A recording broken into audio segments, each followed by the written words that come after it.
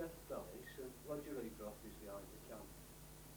In 1986, with my friend Keith Lees, we produced a book called Coppull Memories, a photographical record of Coppull over the last 100 years. 1,000 copies were produced and sold. And over the last few years, many people have phoned, they've written, they've even called at my house to try and get hold of the copy, but they've all gone. In response to these requests, and as a dedication to the memory of Keith Lees, who sadly died in April 2000, we hope you enjoy the following video.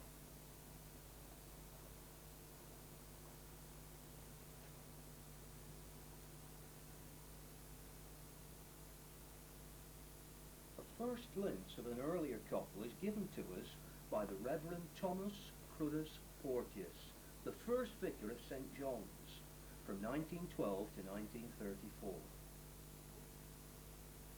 A keen historian and author of local history, he writes of an imaginary journey around Coppull with the Reverend William Hodgson, curate of Standish Church, in 1830.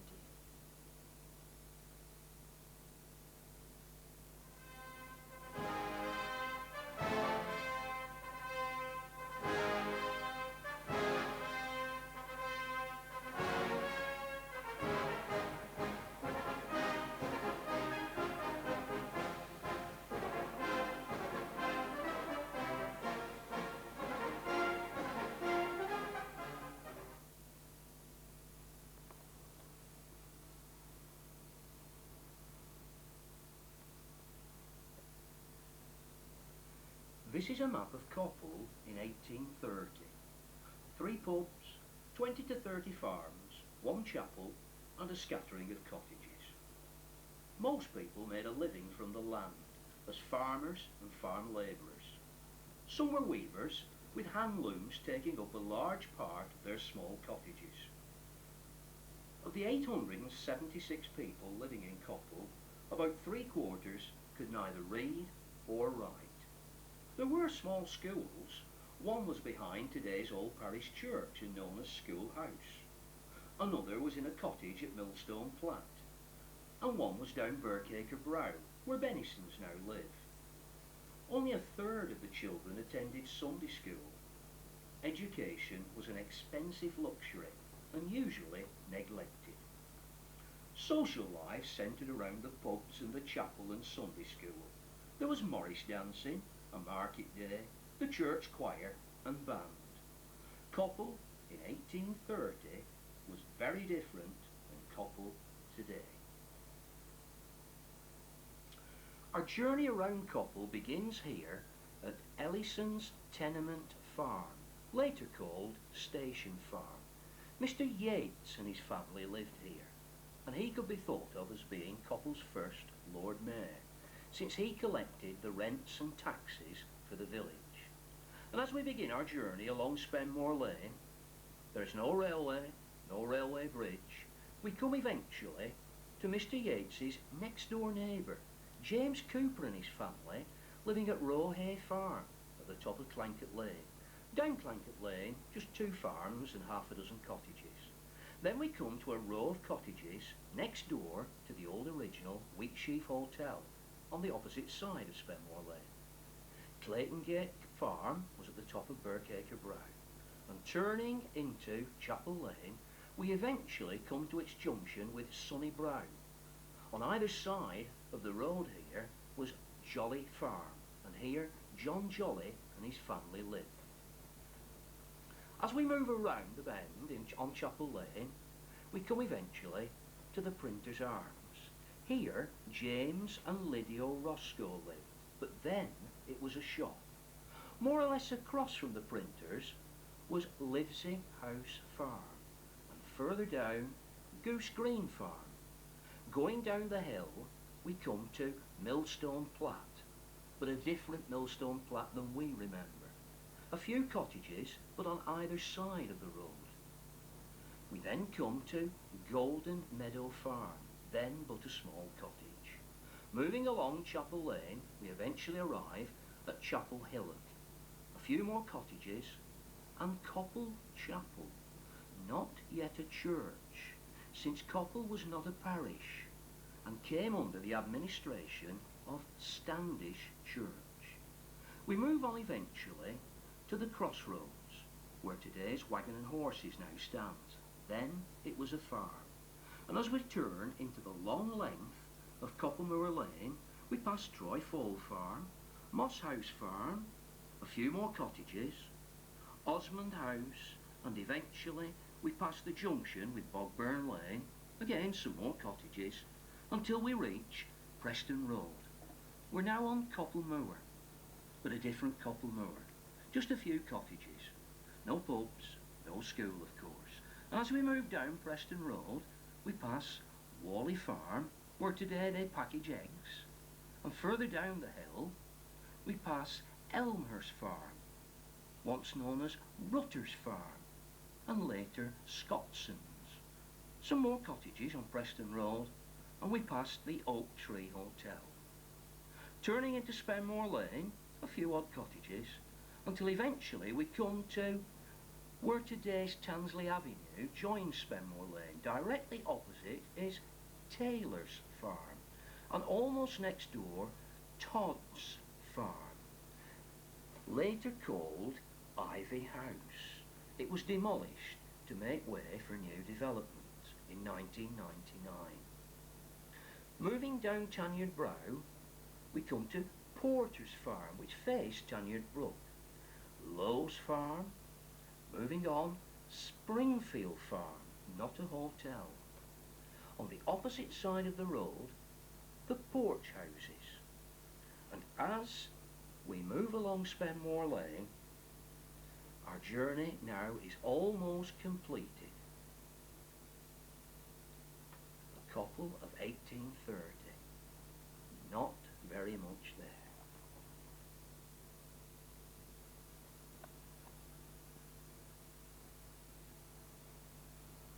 William Hodson's 1830 journey began here at Ellison's Tenement Farm, later known as Station Farm. The next house along Spenmore Lane was here at Rowhay Farm. Sadly, the barn was pulled down in 1996.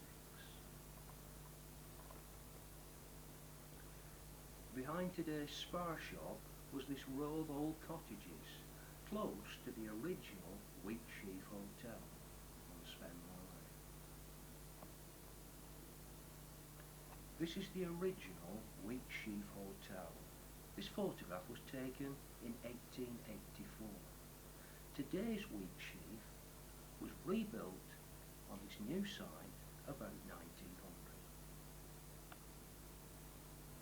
This walking day photograph shows Clayton Gate Farm in the background, at the top of Birkacre Drive. This is the Printer's Arms. In 1830 it was a shop. The pub name comes from the fact that the Calico Printers Union members used to hold their meetings here. Lidsey House Farm was more or less across the road from the Printer's Arms, and the Hampson family were the last people to live there before it was pulled down.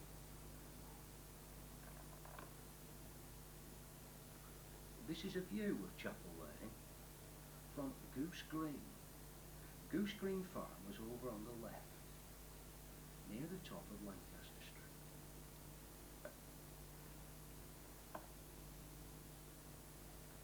This is the Millstone Plat that many of you may remember. But in 1830, there were cottages on either side of the road.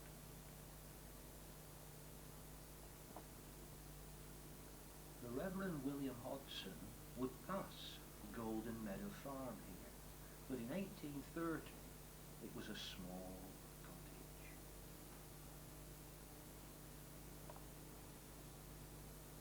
Coppull Parish Church, here about 1880-ish. In 1830, there was no tower and no chancel. Chapel House was a small pub close to the church. It later was known as the Wagon and Horses, and eventually moved to its present site here on Coppull Memories.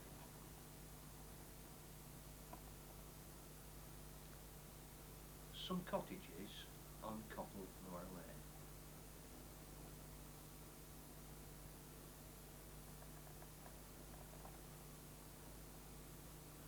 Close by is Osmond House, and the story goes that the residents looked through the porthole windows at the top of the building and saw Oliver Cromwell's advancing army coming over Blainscow during the Civil War. William Hodson would pass Elmhurst Farm on Preston Road.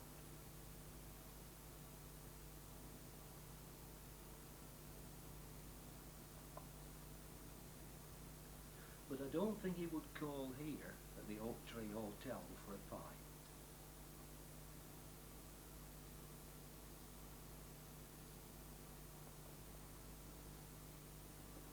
This was Todd's farm, later called Ivy House. The Stringfellow family lived there. It had its own well in the cellar.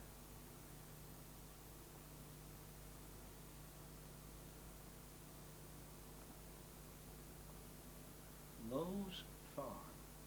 It was later bought by James Darlington, and Darlington Street, John Street, Hewlett Avenue and St John's Church were built on the farm land. Passing Springfield Farm on the left to Spenmore Lane, we come eventually to the porch houses on the opposite side of the road. And our journey with William Hodson is now more or less completed. Coppull has to wait several more years before its first major development brings it into the industrial times of the Victorian period, the coming of the railway.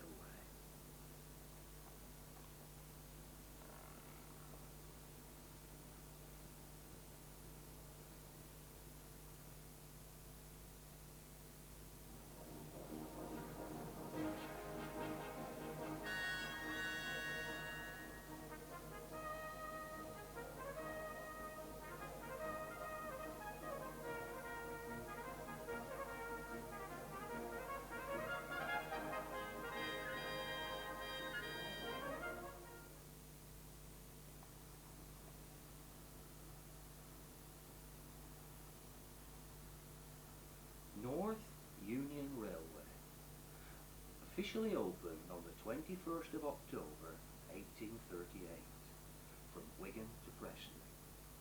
The first train passed through Coppull 1 week later on the 28th of October. The single track split the village in half, and with neither fencing or bridges, the villagers had to cross the line on foot. This sometimes proved to be a fatal experience. 1862, James Jolly killed by a train near Coppull Station. 1864, James Garner killed by a train near Coppull Station. 1865, John Calderbank killed by a train near Coppull Station. 1866, John Easton, aged 19, killed on the railway near Barker's Bridge. 1866, Thomas Bullen, killed on the railway near to Coppull Station. 1867, James Hart, aged 23, killed near Coppull Station. 1873, William Cornwall, killed by an express train near Clanket Lane. 1873, James Roscoe, killed on the railway near Blainscow Colliery Sidings.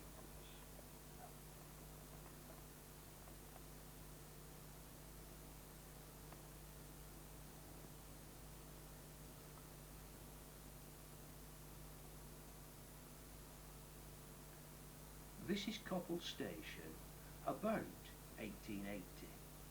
Notice now there is a double track, probably due to the increase of passengers and commercial travel. Spenmore Lane passed over the railway lines on a level crossing, and continued down what we know today as a Station Road. Coppull Railway Station, round about the time of the First World War.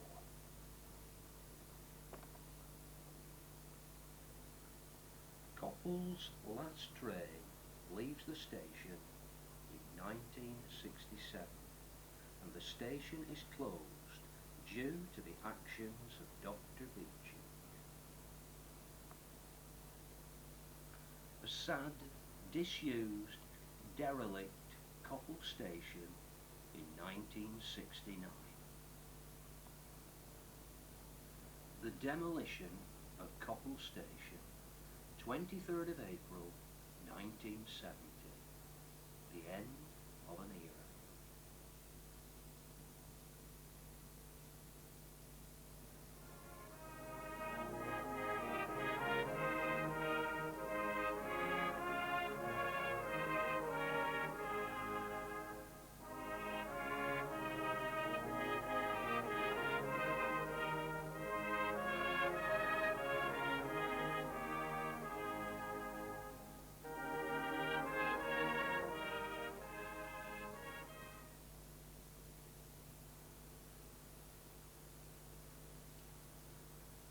Soon after the opening of the railway, mineral branch lines were built to the local coal mines.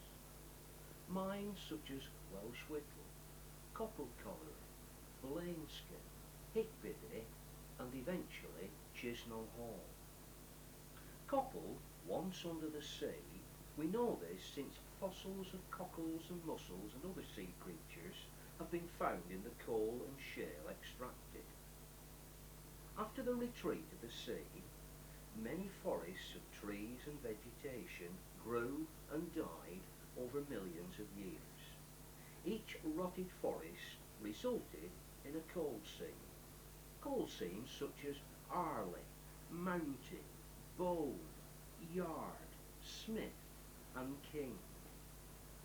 About 1350, coal mining is recorded at Shevington and Hay. In 1590, Nicholas Heskin is mining coal near Welsh Whittle. In 1728, coal mining is taking place near Chisnall Wood. The deep hole pit at Chisnall was closed by 1846.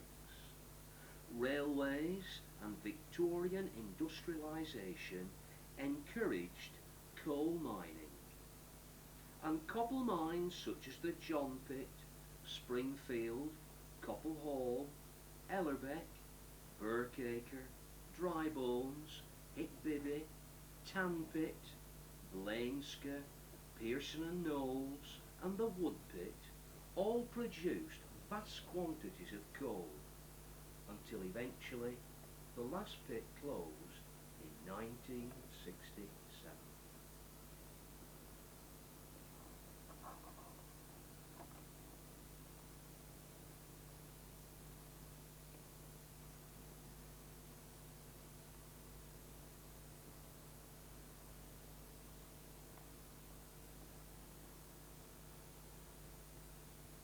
Gidlow and Taylor, the owners of Welsh Whittle Colliery, are advertising their coal at twopence halfpenny a hundredweight. Today we pay about £6 for a bag of coal, but this took place on July the 17th, 1836.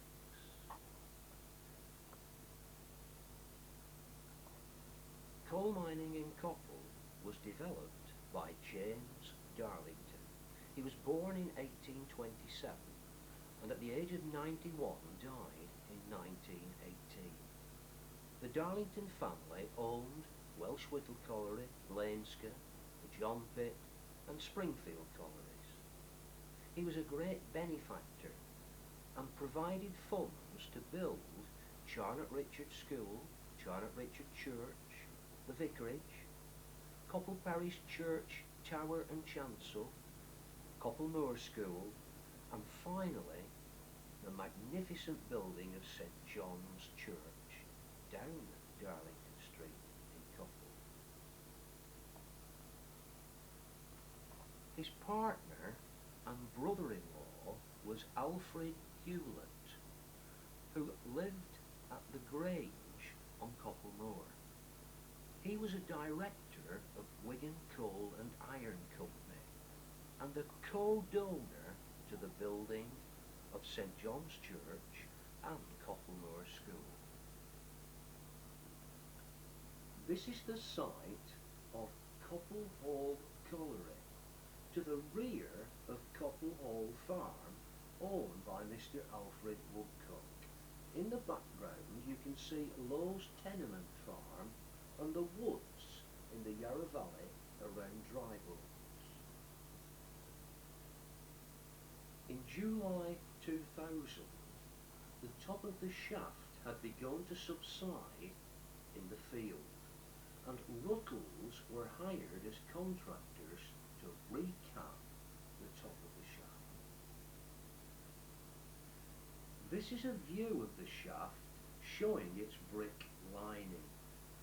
Unfortunately, £30,000 worth of Ruttles equipment accidentally was dropped down into the water at the bottom of the shaft and could not be retrieved. But the shaft was recapped and made safe. Coppull's most dreadful mining disaster took place here at Coppull Hall Farm on the 20th of May 1852, when a gas explosion caused the deaths of 36 men and boys. This is a list of those who were killed.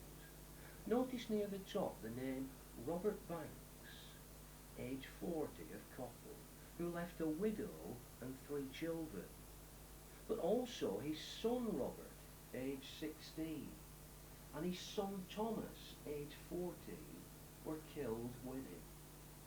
Further down we see John Butterworth, age 12, of Coppull. And much further down we see Thomas Southwood, 12, of Chorley, Robert Tootle, 13, of Coppull. These were not miners, these were children, a sad reflection of the time. In Coppull Parish churchyard, south of the church, near the main door, is the grave of John Ellis, underlooker, and son of Joseph Ellis, the colliery manager. Sacred to the memory of John Ellis, aged 24 years, the beloved and only son of Joseph and Mary Ellis of this township, who with 35 others perished by a terrific explosion of fire damp, which occurred in the new pit Coppull Hall, May the 20th, 1852. John Ellis was found suffocated while attempting to get men out of the pit.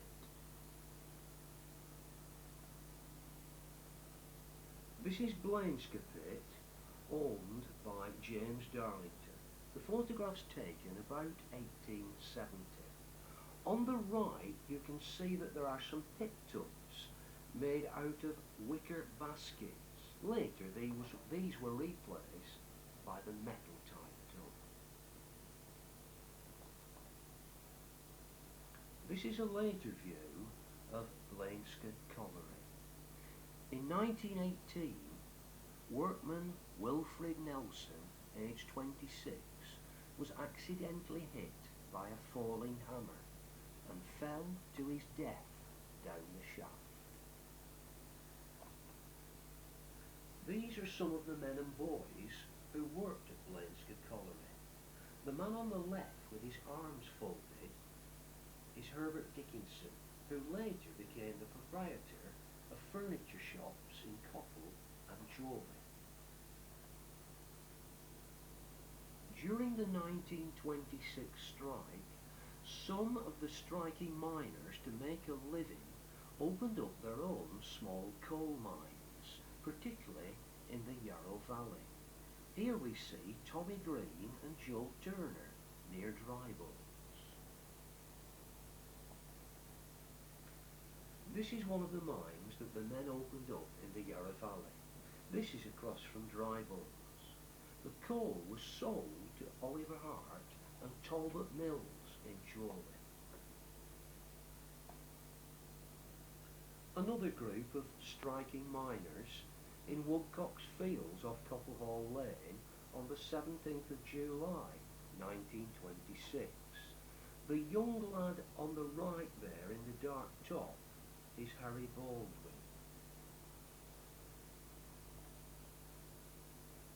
These are Blainska miners' houses down Darlington Street and John Street, built by James Darlington. They're unique almost in design, since there are four houses back to back and side to side. This is an unusual photograph down Welsh Whittle Colliery, and although Welsh Whittle is not strictly Coppull, many of the miners working there came from Coppull. Among the group here we have Bob Bentham, Walter Cornwell, Harry Holding, Thomas Holding, and the under-manager Bert Crosdale. This is a 1953 coronation party of workers from Welsh Whittle Pit. They're surface workers and the pit brow lasses who work the screens. Among them we have Jane Gormley, Peggy Rigby, Lizzie Grace, Jane Alice Hayes, Mary Lizzie Wayne, May Pugh, Marie Dunn, Maggie Martindale and Edna Hale.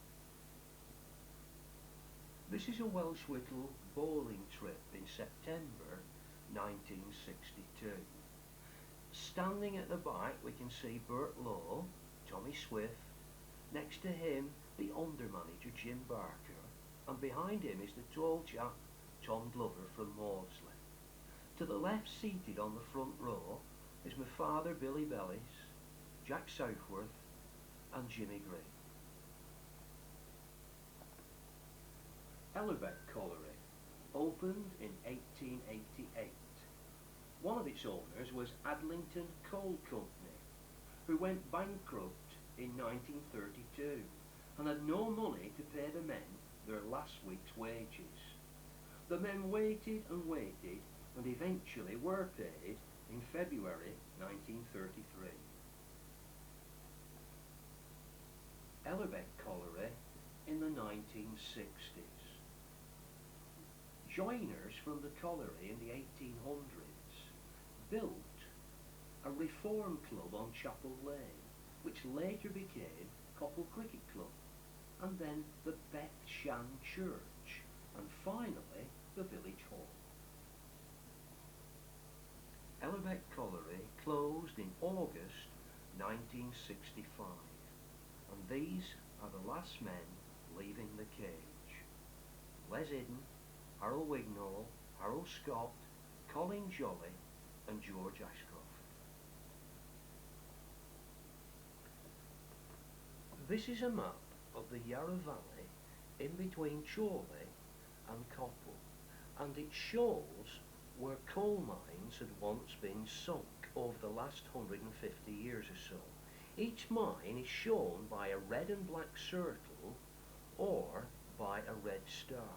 This area here is around Yarrow Bridge in Chorley, and we'll follow the River Yarrow downstream until eventually we pass through Duxbury Woods, past the golf club over here, and up on high on the right hand side we pass Carfay Colliery and come eventually down to Throstleness and the Ellerbeck area. There are over 10 pits in this little area alone, and as we move further downstream we pass Drybones Colliery and the waterfall, and eventually we arrive at the lodges at Burkacre. Dry Dam Colliery was built, strangely enough, in between the lodge and the River Yarrow. I'm not sure how it gets the name Dry. And finally we arrive at Burkacre Colliery. This area covers about 1 square mile, and in it are over 30 pits and shafts. This is Burkacre Colliery, owned by John Tom.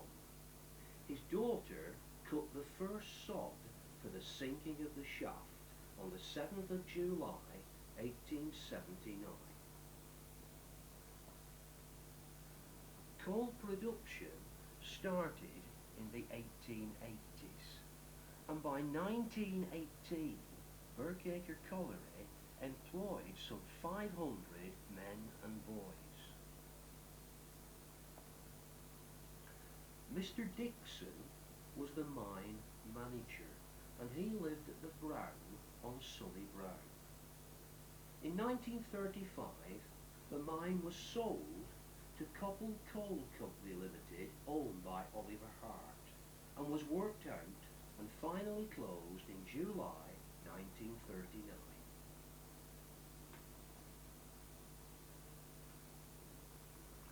This is Pearson and Knowles Colony on Coppull Moor. It was later known as Chisnall Hall Colliery. It opened in 1891, though the first coal was only produced 9 years later in 1900. This is Chisnall Hall Colliery in 1953, after nationalisation in 1948. The trucks and rail lines are part of a 1.5 mile branch line that ran to the main line. These are some of Chisnall's pit brown lassies. Their job was to pick out the dirt from the coal when it arrived at the pit head. It was hard, dirty, cold and grimy. This photograph shows some people swimming in the Tay Pit, a flash or pond near Chisnall's dirt works. Another flash nearby was called the Sally, and in the 1950s Coppull Moor football team were twice ejected from the Chorley Football League for throwing the referee into the Sally. The last working shift at Chisnall Hall on the 31st of March 1967. Horace Hampson, Jack Shanty, E. Lowton and Jack Banks. The end of coal mining in Coppull, and the end of our look at coal mining.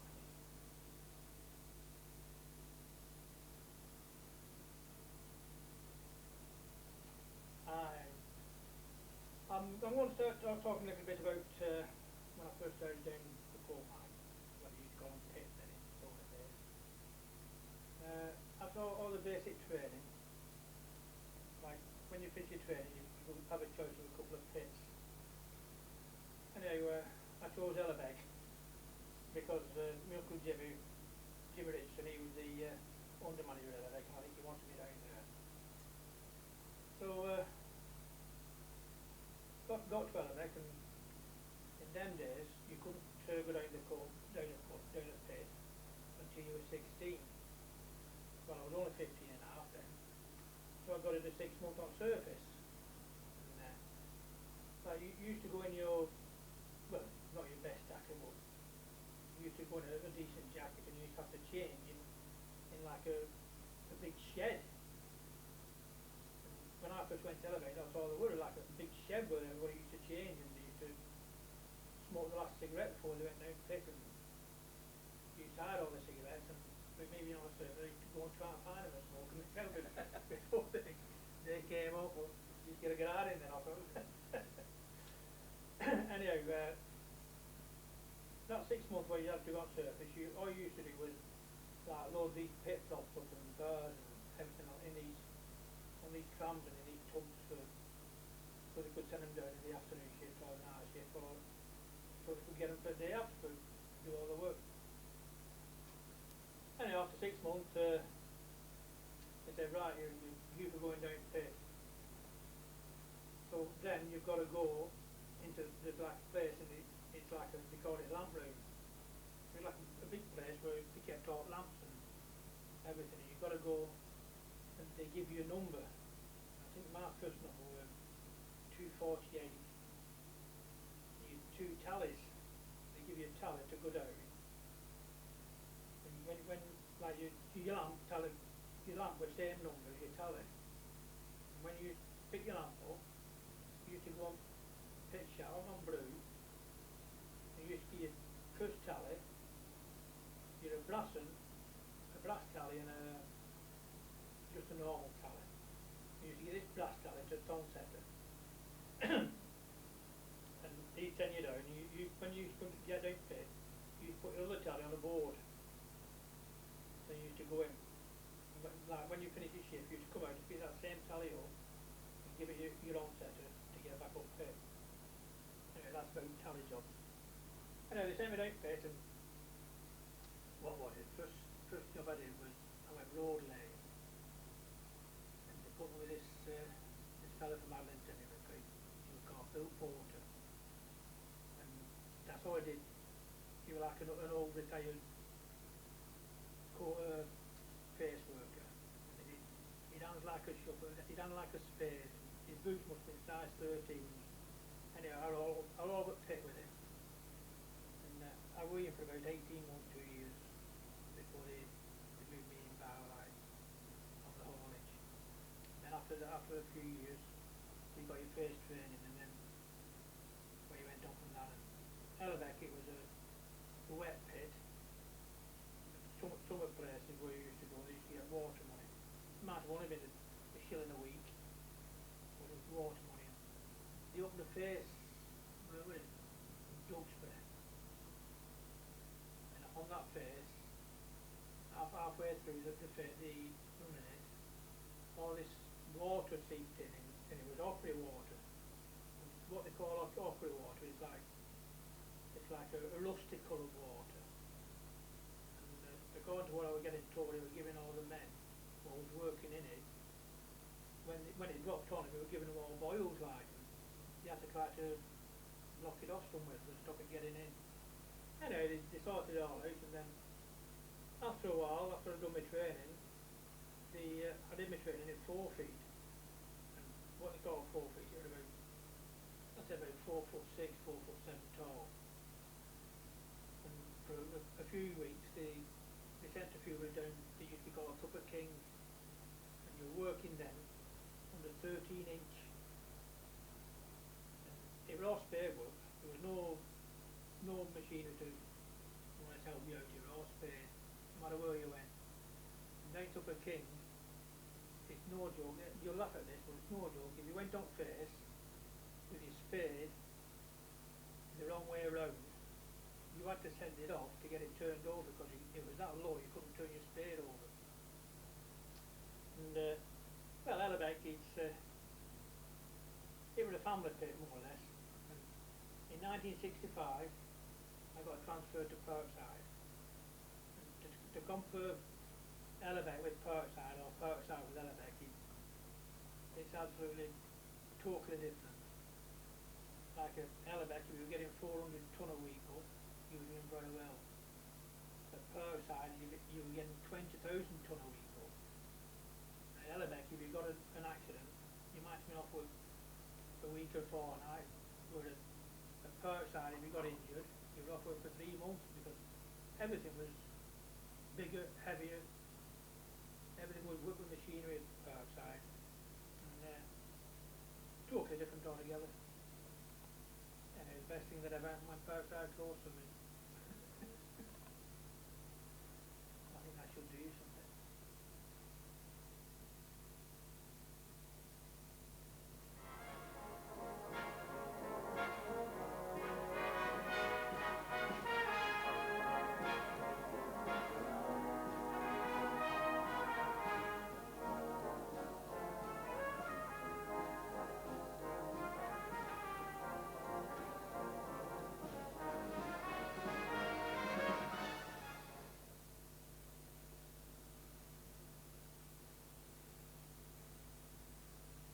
Birkacre, the field where the birch trees grow.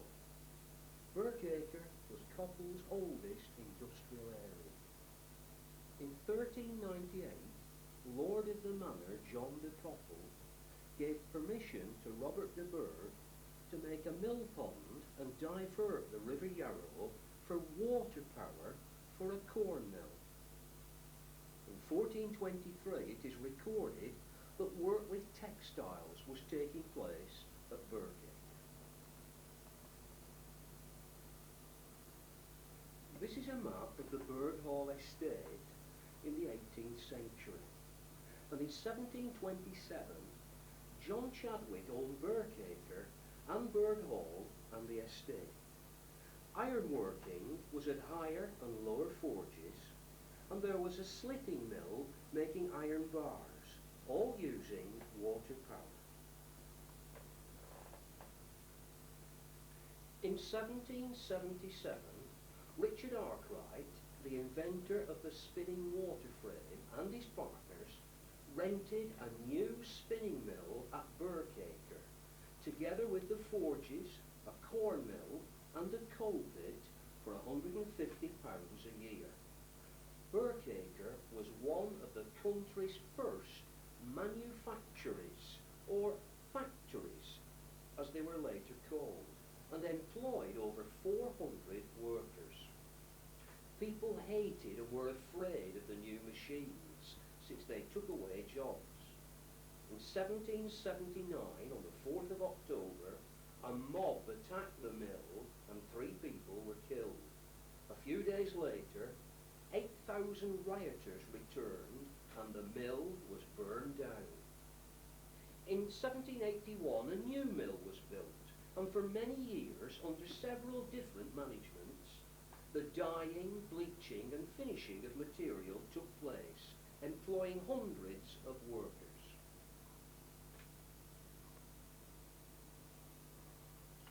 By the 19th century, Burkacre had become one of Lancashire's first and largest industrial estates. This is Burkacre Road, and here are today's present Burkacre nurseries. This is Burkacre Brow, proceeding to Coppull, and this is the River Yarrow. And as you can see, the print works are here, very large buildings. Here are the bleach works, and finally Burkacre Colliery.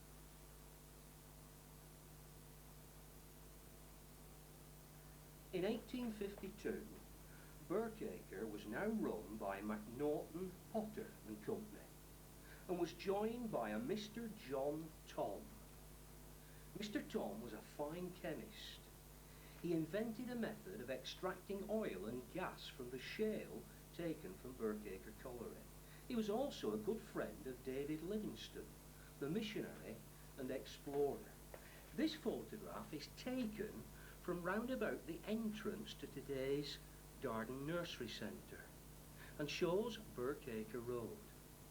Notice the number of factory chimneys in the photograph, the number of industrial buildings, also the cottages that were at the bottom of Burkacre Brow and how they used to be 3 stories high. Possibly the bottom story was filled in maybe due to flooding. The only remnant now of Burkacre is the engineer's house at the bottom of Burkacre Brow. This is an aerial photograph taken in the 1920s of the Burkacre Industrial Complex. This is the big lodge. Here you can see the cottages by the lodge. These are the print works. Here are the bleach works. This is Burkacre Brow, coming down to the bridge at the bottom where the cottages are. Burkacre Road is here, and Bird Lane begins here, leading to Chorley.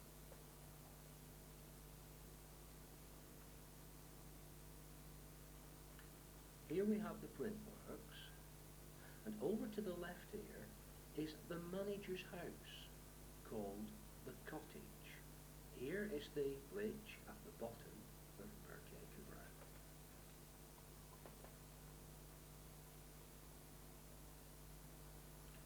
Here is Lodge, the bleach works, Burkacre Brow and Burkacre Colliery.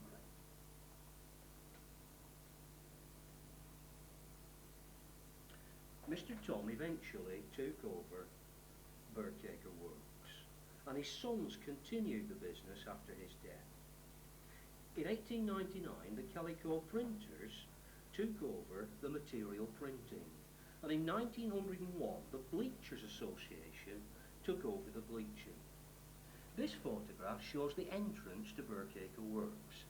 Here are the offices, and here is the beginning of the print works.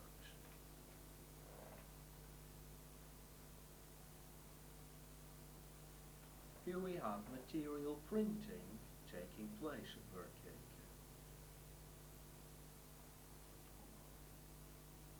This shows the demolition of some old works buildings to be replaced by new ones. This shows the tambouring room. Tambouring was rather like embroidery, and it appears to be decorated for a royal wedding.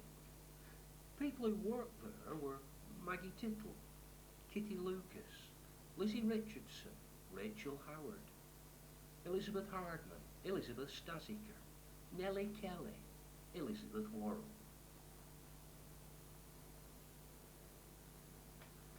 Finished products from Burkacre were brought by horse and cart to Coppull railway station, and Mr. Tom had a horse trough erected on the triangle of land at the front of the Wheatsheaf Hotel for the horses to drink from. Later, 3 steam wagons were used. This is one of them, driven by Mr. Jack Benison, and here you can see Coppull Factory. This shows a later steam wagon with Mr. Jack Benison standing at the front. The Benison family live at Sunnymount, Burkacre Brown, and have had connections with Burkacre Works for many years.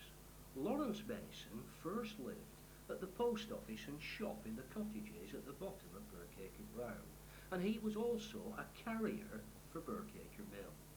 He had sons Jack, Harry, Joseph and Lawrence, and a daughter Ada. He moved to Sunnymount when he got married. His son Harry had a son and daughter, William and Arlene, who still live at the rebuilt Sunnymount. This is the bridge at the bottom of Sunny Brown, and here are the cottages by the lodges. Notice the fence around the top lodge.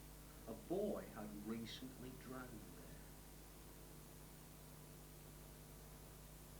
This is 1914, and a lunchtime break for the young workers at the mill.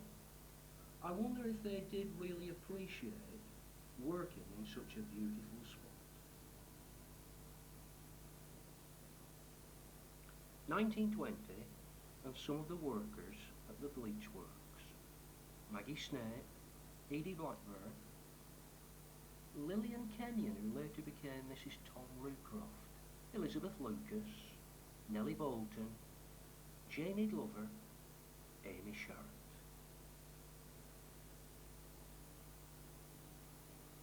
A view looking down Burkacre Brown towards the bridge, showing the cottages and the post office and shop.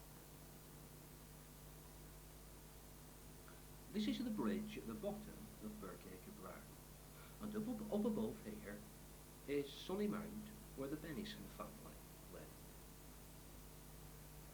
The cottages were occupied in the 1920s by the following families: Wilcock, Wayne, Robinson, Green, Trafford and Hunter. The last families to live in the cottages before they were pulled down were White, Horton, Stasiker, Horton again, Holt and Jackson. A similar view showing Riversdale House, the home of the mill engineer, and this is Arlene Benison as a girl and her younger brother Bill. Higher Forge cottages and gardens here at the back. These cottages were pulled down round about 1935. Neither sets of cottages had gas or electric, or even running water.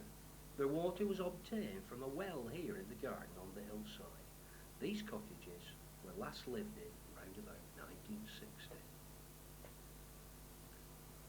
The detached cottage at Higher Forge, home of the Hayes family, Grace Alice Hayes, Baby Hilda, and Minnie Hayes. Grace Alice Hayes. This is the 1937 coronation of George VI.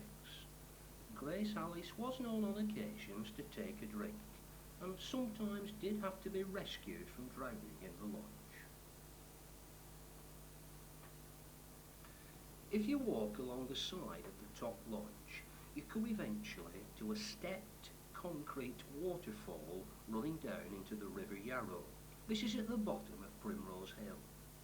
And there used to be Three Ways Cottage, the home of the Selby family.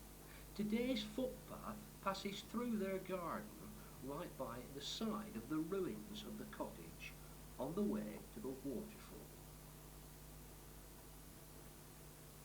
The top waterfall on the River Yarrow, a favourite spot for walkers and picnickers. In 1998, alterations and repairs took place, and now sadly the water is diverted to the side of the river. Further upstream from the waterfall, we come to the very edge of the Birkacre area, and here we have dry-bone cottages in 1887. They've since been converted into one cottage, and people still live there.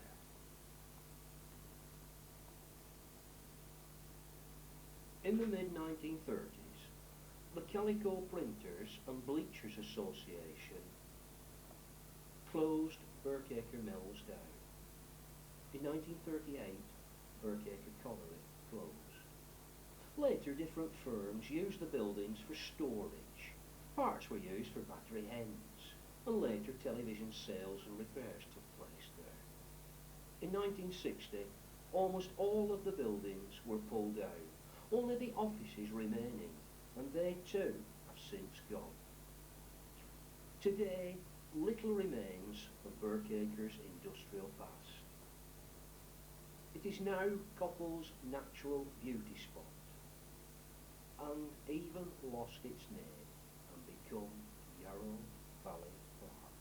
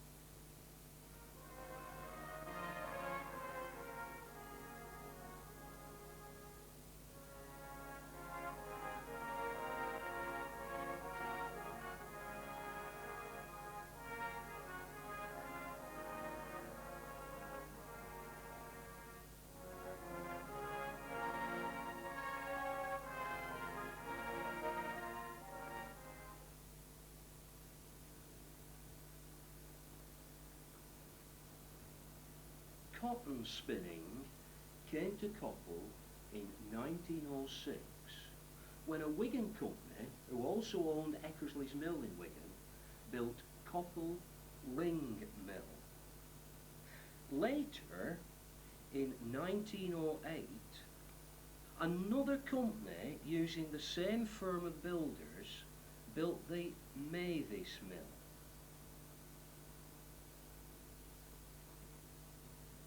This photograph was taken when the ring mill was being constructed, and as you can see, not all the windows in the upper floor have been put in. Mr. Smallshaw, who was the first manager of the ring mill, cut the first sod for its building. An aerial photograph of both the ring and Mavis Mills, taken about 1930ish, when together they were employing about 700 workers. Here is Planket House, this is Planket Lane, and we see part of the new road leading to Chorley. This shows the engine room at Ring Mill. Triple expansion, 4-cylinder, twin tandem engines, named Daisy and Annie, built by John and Edward Wood of Bolton in 1906. Here is the flywheel and the ropes attached to the flywheel to work all the other machinery in the mill.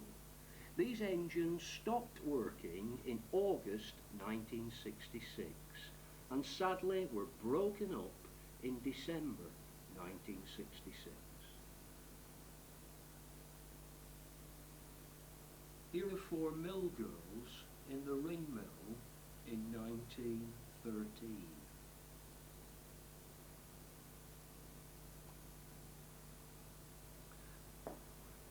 A photograph taken round about the time of the First World War outside the offices of the mill, now the Red Herring pub.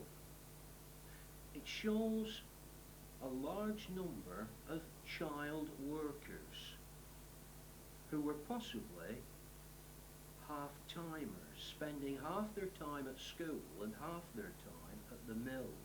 And Mr. Wilson, who's now 96, worked as a half-timer at the mill when he was 12 in 1918. He received 2 shillings per week wages.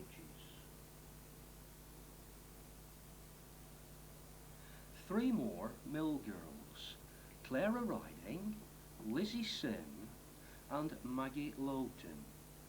The clogs on their feet probably had rubbers on them as a prevention against sparks creating fire. In the carding room at the ring mill, the workers worked barefooted to prevent such an accident happening. This is the boiler house of the ring mill, and M. Cubbins, Ellis Wilkinson and Jack Gregory were responsible for the boiler. Ellis Wilkinson lived in the houses in Mill Lane. These houses were built by Mr. Tom Holland, Bob Holland's father, and he started building them from the bottom end nearest to the mill and worked his way up Mill Lane. This is a 1970 retirement presentation to Mr. Frank Yates, the winding room foreman.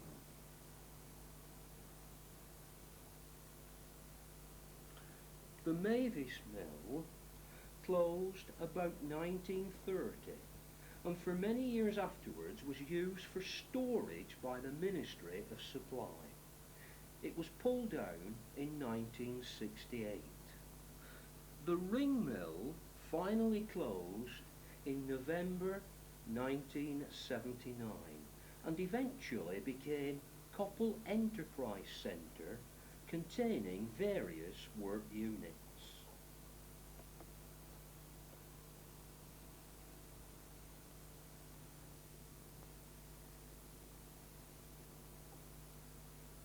started work at Coppull factory when I was 14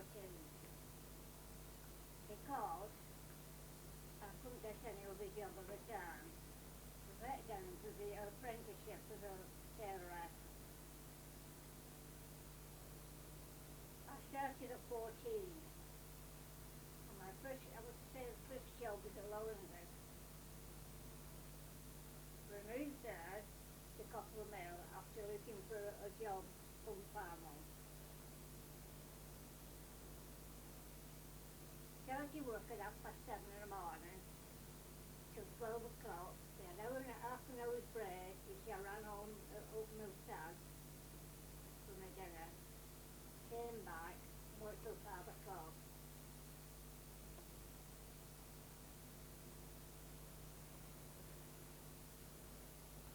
The wages were 7 and 6. Conditions, well, there wasn't noisy, but I must say about the conditions. It was hard work really because of the difference in cotton. Some cotton was very good and we could get good work out. If we got Egyptian cotton, it was lousy. The accident in the spinning room was Harry Jenkins. We got trapped in a pulley between the pulley wheel and the belt on the machine. I'm afraid I didn't enjoy working at Coppull Mill.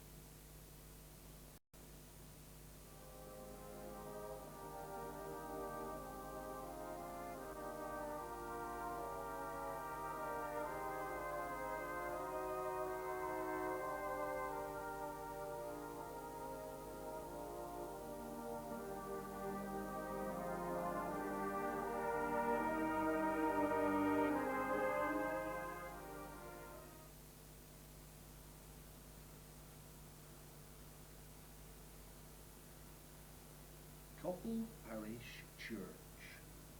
Some historians claim that Coppull has had a place of worship since the Norman conquest in 1066.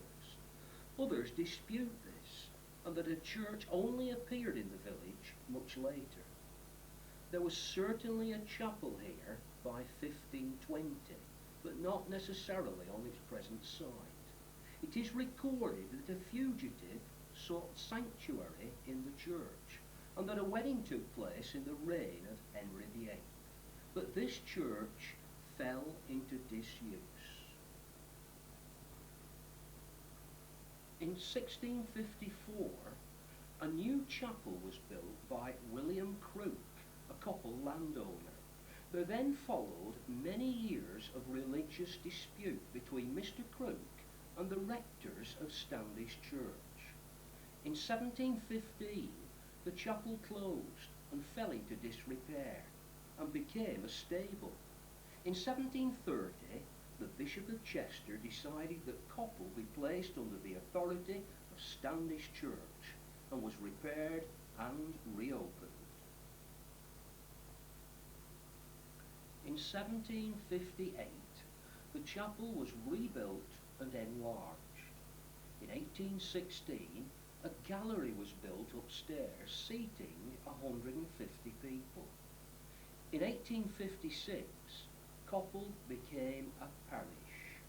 The chapel became a church, and Mr. Hollingworth its first vicar. In 1861, mine owner James Darlington provided money for restoration of the church, and a new tower and chancel were built. In 1912, Coppull Parish split into two, using the railway line as the boundary. This was due to St. John's Church coming into existence. This is the original Old Parish vicarage. It was pulled down towards the end of the Second World War. The new vicarage on the same site was opened in January 1947 by Mrs. Fred Riding. It cost about £2,000.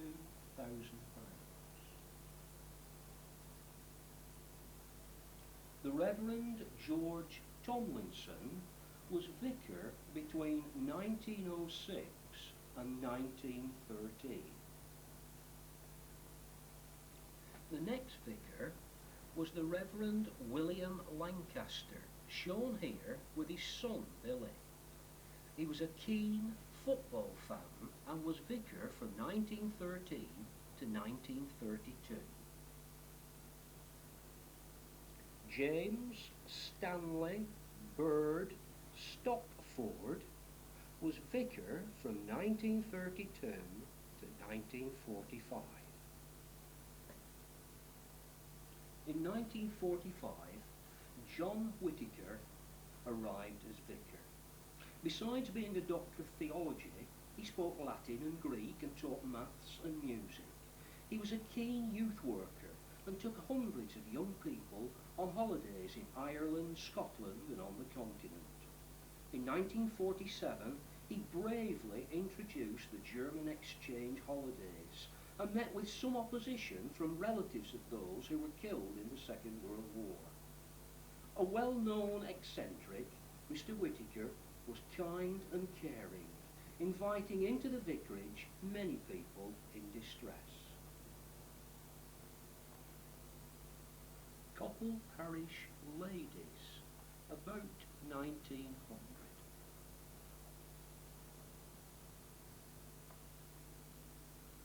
Walking Day, 1907. The teacher is Bella Cragg.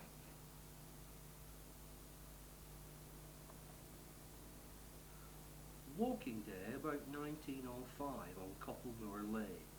The procession is led by P.C. Hoyle.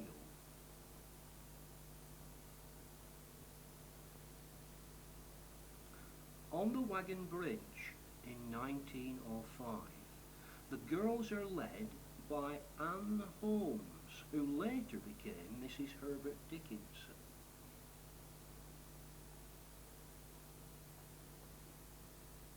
In 1908, on Preston Road, near the oak tree.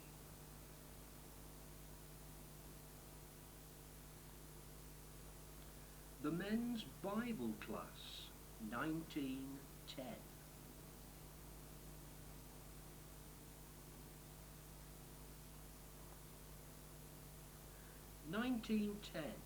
Sammy Hampson here poses for the photograph on his way to or from the Wagon and Horses.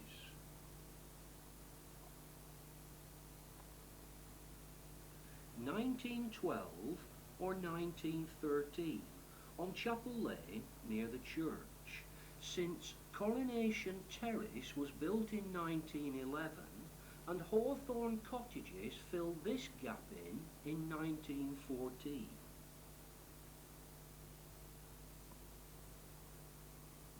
Taken in the 1920s outside the Springfield Hotel. Behind the wooden fence then was the Springfield Hotel bowling green, today occupied by Coppull Library. The church choir, round about 1940. Here we have Herbert Dickinson, the Reverend Stopford, and Mr. Atkinson, headmaster of the school.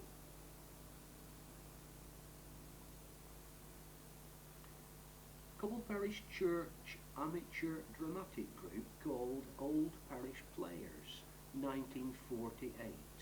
On here we can see Dennis Lee, John Bullen, Fred Riding, Freddie Riding, Bessie Barrow, Connie Parkinson, Una Parkinson, Ken Hunter, the Reverend John, and Connie Lithgow.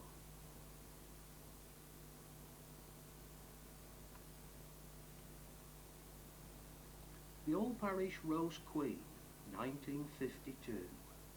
Lily Devine, Phyllis Marsh, Queen Edna Parkinson, Irene Wharton, Kathleen Norris, Marjorie Dobson, Susan Riding, Roy Lees, Sheila Bleasdale, and Colin Fishwick.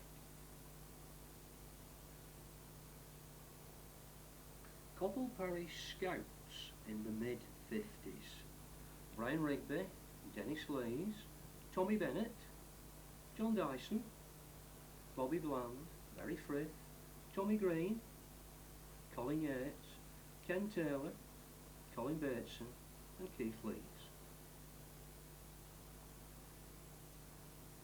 This last photograph shows the interior of the church. The font was removed to the rear of the church in 1946.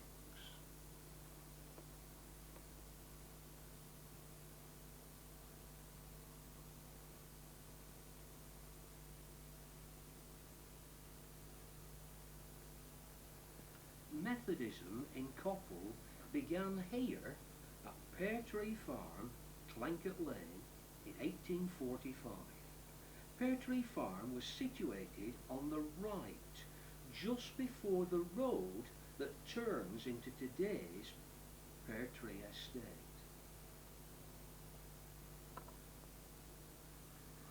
John Easton was a maker of pit baskets from Blackrod and came to live at Pear Tree Farm, Tlankett Lane, in 1845 in search of work. He was a devoted and dedicated Methodist. At the same time, his friend and fellow Methodist Joseph Ellis had also moved from Blackrod to Coppull. Together with John Easton's children, they walked to Park Road Chapel in Chorley on Sundays, taking their dinners with them so they could stay for the afternoon Sunday school services. Ellen Easton, John's wife, was unable to make this 6-mile journey to Chorley.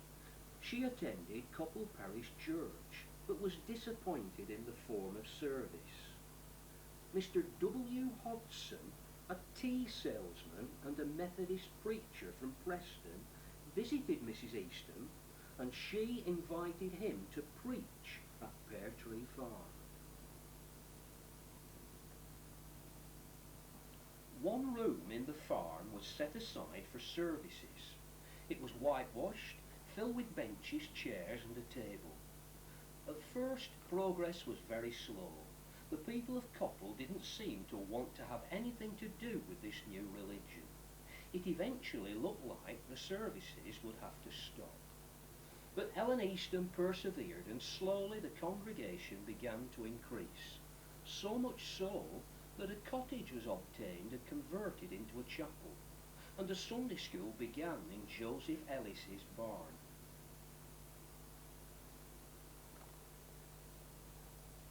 In 1859, this chapel was built across from the Printer's Arms pub on Chapel Lane. It cost about £600 and could seat 200 people. The foundation stone is still there, incorporated into the houses that eventually replaced it. Joseph Ellis died in 1869, Ellen Easton in 1878, and John Easton died a year later. But the chapel thrived. A choir was formed, music provided by a big bass fiddle, and then by a harmonium. In 1880, Mr. Henry Dickinson formed a Band of Hope to encourage people to sign the pledge, to abstain from alcohol, tobacco, drugs and gambling. There was a serious drink problem in Coppull and in the country in Victorian times. By 1900, extra land had been bought at Chapel Lane and an extension made due to the increased growth of the congregation. It was clear that this chapel would soon be outgrown. On Good Friday, the 10th of April 1903, a new chapel was opened on Spenmore Lane at a cost of £3,240.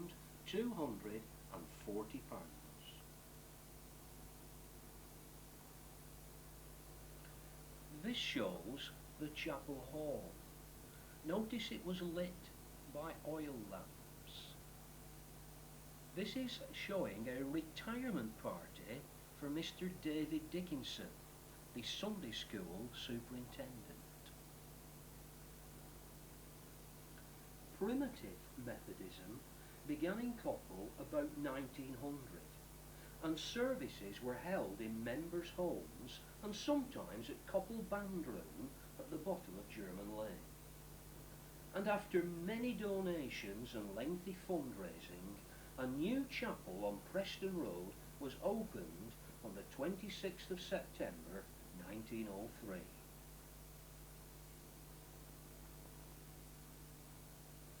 Sadly, in May 1988, this chapel was demolished due to dry rot and storm damage. Services now take place in the converted Sunday school at the rear.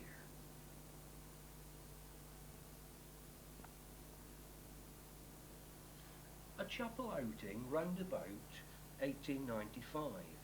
This is Mr. David Dickinson, the manager of Blainska Colliery. Other chapel families represented here are Farringtons and Sharretts, Rucrofts and Richardsons.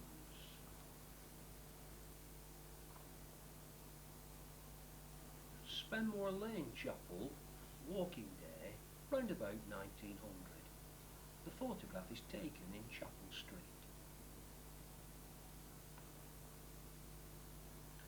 This shows Spenmore Lane Chapel officials in 1935. Notice how many officials there are and how many different organisations attached to the thriving chapel in the 1930s.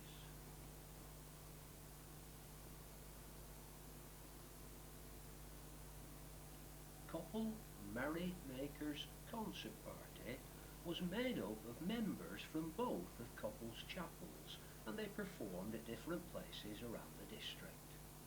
This is Joe Penker, Bob Walsh, Hurt Jones, Raymond Jones and Peter Barker.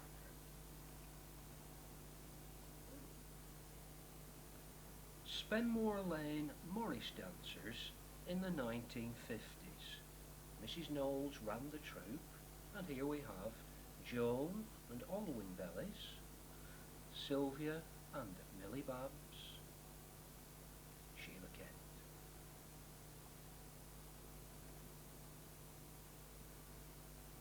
Spenmore Lane Chapel celebrating a centenary of Methodism in Coppull in 1945.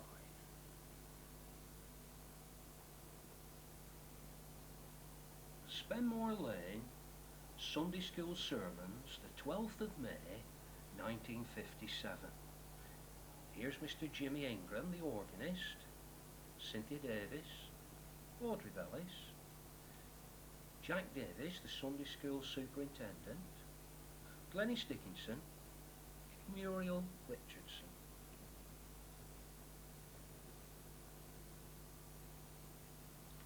Preston Road Chapel outing, round about the time of the First World War.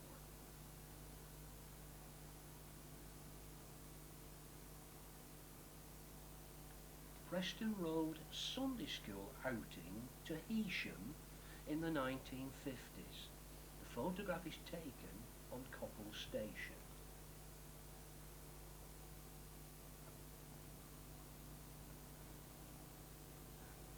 Preston Road Working Group. They're building the wall and the railings at the front of the chapel. Hugh Smallshaw, Harry Smallshaw, Jim Cadman, my father Billy Bellis, Harold Cadman, Bill Cadman and Bill Hope.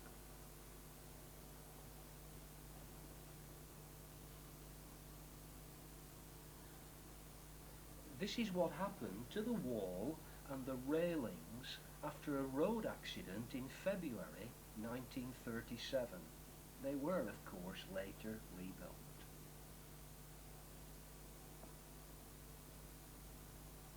Preston Road Chapel, Magic Rose, 1936. Gertie Pennington, Tom Pennington, Jim Smith, Gwen Pennington and Edna Trafford.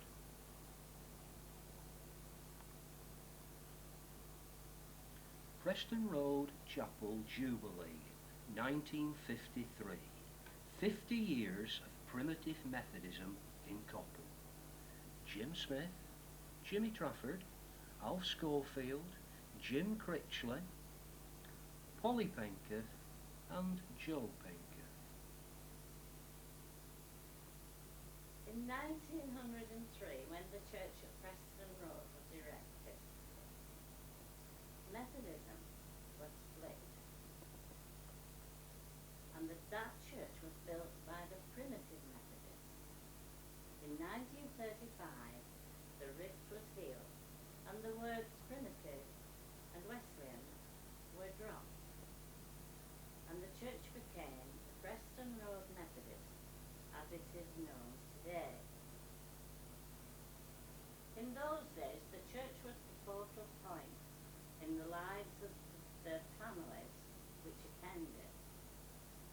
My dad's family, the Penningtons, and my mother's family, the Penkeths, at one time accounted for 25 of the members.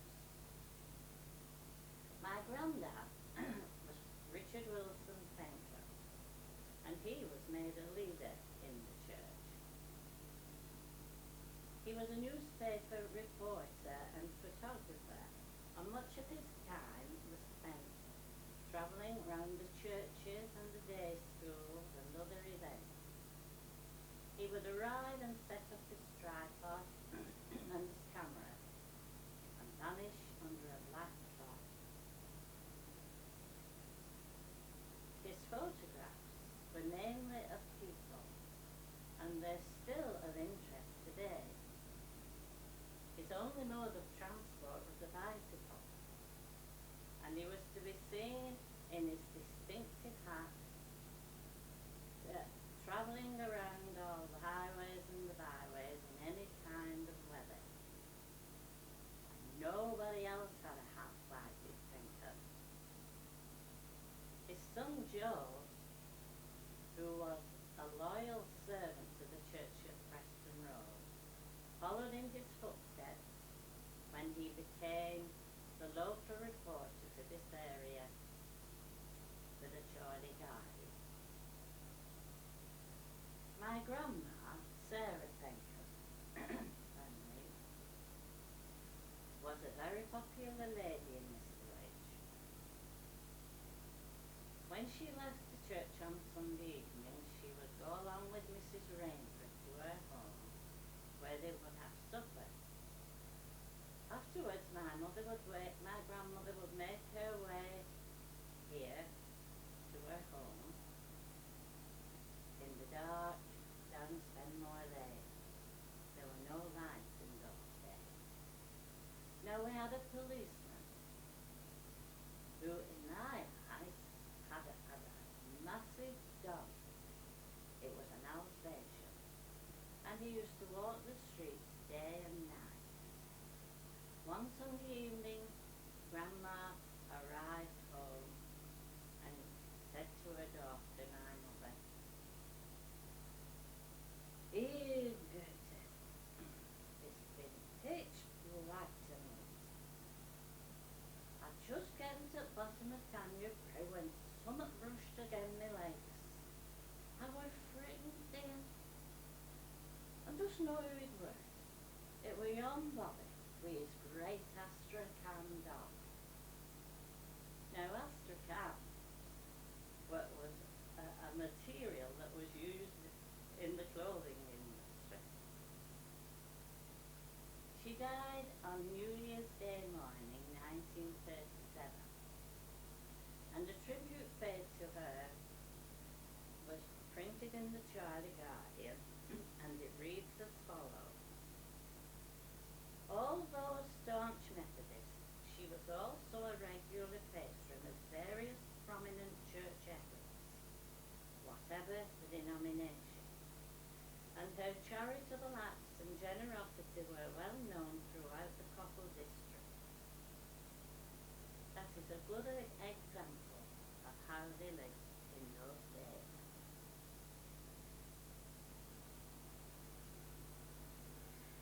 Catholic worship in Coppull was not possible until 1904, when St Oswald's School opened.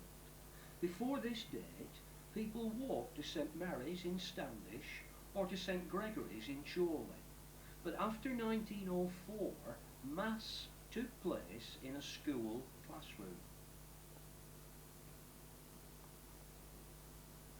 Specially designed church furniture was erected on a Saturday to form an altar, and after services led by Father Tebey of St Gregory's on a Sunday evening, it was removed to an outside storage building and the classroom returned ready for Monday morning.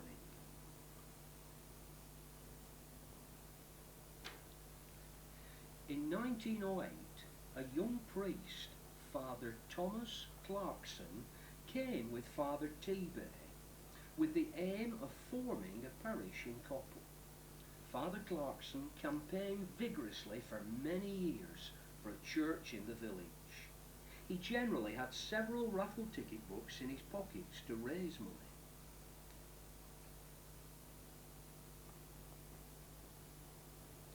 Father Clarkson was one of Coppull's first people to own a motorcycle, to journey from Wellbank to Coppull. Eventually, he moved to the Woodlands, a house on Preston Road, a kind, witty man with a good sense of fun, who often left money and food for his poverty-stricken parishioners. He died in 1952 and was succeeded by Father Croker.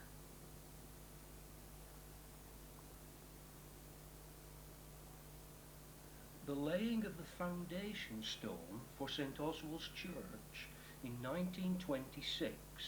This is Father Clarkson.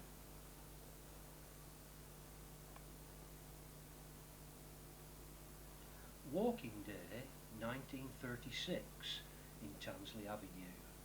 This is Tom Burns, Father Clarkson here.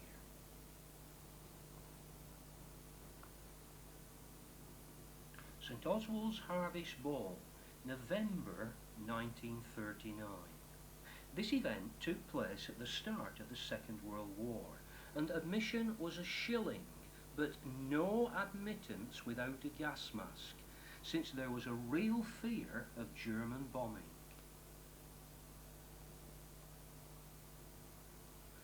St Oswald's Harvest Queen, 1952. Father Croker, Queen Teresa Culshaw, Attendant Sheila Fowler, and page boy Lawrence Helm.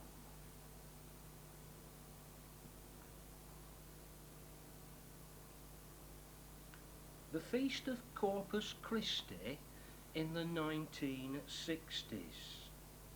John Darwin, Neil Bass, Stephen Burns, Tony Helm, Father McKiernan, Raymond McDay, and Eddie Hoover call that since no one could pronounce his Polish name, and he did repair vacuum cleaners in his spare time.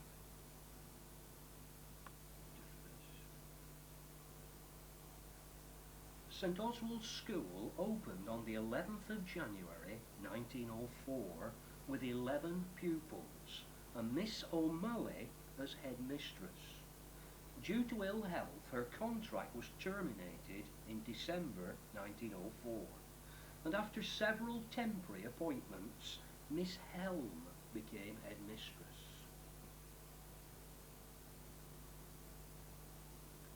St Oswald's School round about the time of the First World War. Mr. Hurst became the school's first headmaster, with class teacher Susanna Hart.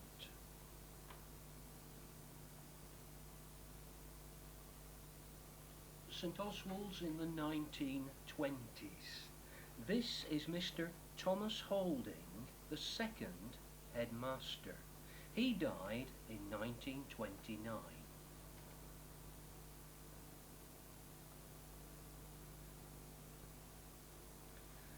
Mr. Smith, who'd been a teacher at the school since 1919, became the next headmaster and continued working there until 1960, 41 years.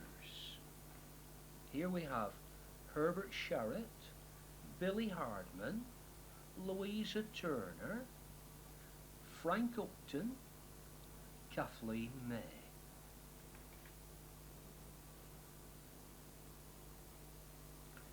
St Oswald's leavers class perhaps about 1950ish. John Gregory, Tommy Meehan, Donald Sutton, Ken Golding, Roy Combs, Joan Turner, Margaret Smith, Dorothy Hart, Sheila Fowler and Beattie Greene.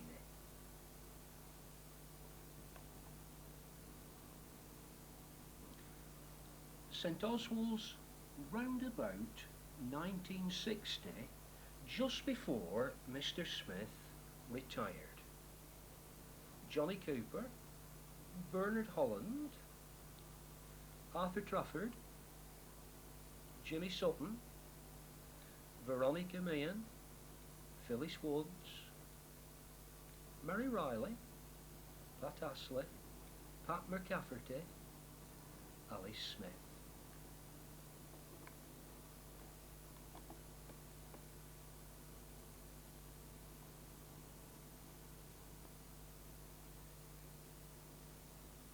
Magnificent is perhaps the only word to describe two buildings in Coppull, the Ring Mill and St John's Church.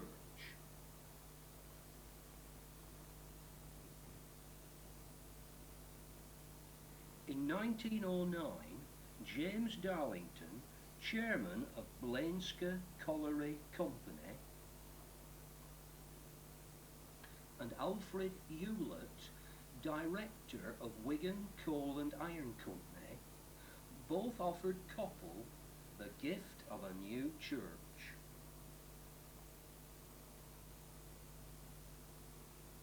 On their behalf, Mr Arthur Edwin Tansley, managing director of the Blainska Company, made this generous offer in January 1910. He lived at Springfield House. A meeting was held at Coppull Vicarage, and the offer was made to the Bishop of Whalley, the Right Reverend A.G. Rawstone, the Rector of Standish, the Vicar of Coppull, the Reverend G. Tomlinson, and the churchwardens, Mr. Ollerton and Mr. Smallshaw. The only condition of the gift was that money be raised by the village for an endowment fund for the church. A public meeting was held in April 1910, and a large and enthusiastic audience accepted the offer and organised committees to oversee the building and the raising of funds.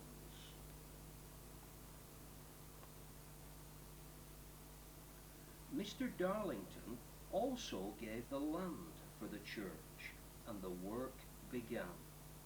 Foundations 4 feet deep for the church and a 36 feet square, 6 feet deep for the 82-foot tower were completed first.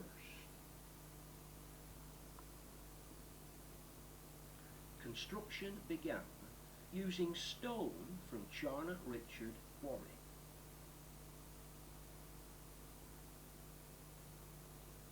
While the work progressed, fundraising and donations for the endowment fund continued, and thoughts were given to the appointment of the first vicar. Thomas Cruddas Porteous accepted the post. He was already known to the people of Coppull, as he'd been a curate in both Coppull and Standish. He had already been a Methodist minister before entering the Church of England, and he soon moved into a house named Belvedere at the bottom of Darlington Street, next door but one to today's vicarage.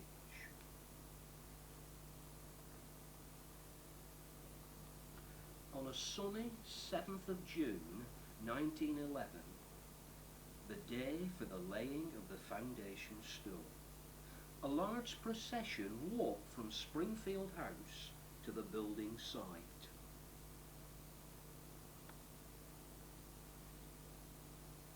A combined Coppull and Standish clergy and choirs leave Springfield House, which is today's site of Springfield Nursing Home. Music for the service was provided by Coppull Band.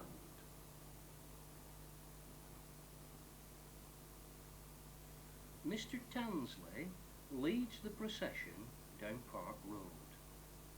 This is Paddy Grant's theatre, used for travelling players, auctions and film shows. This is the rear of the Springfield Hotel, and this is the future site of Coppull Council School. The Bishop of Whalley, the Right Reverend A.G. Rawstorn, addresses the large gathering of people. The large bottle here was placed underneath the foundation stone. It contained a copy of the London Times, Jolly Guardian, George V coins of the realm, and a scroll commemorating this special occasion.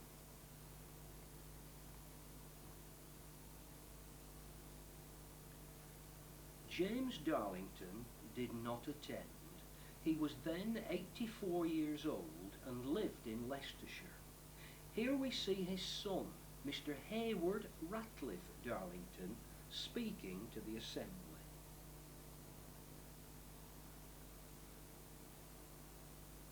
His wife, Mrs. Hayward Ratcliffe Darlington, lays the stone at 3:30 p.m.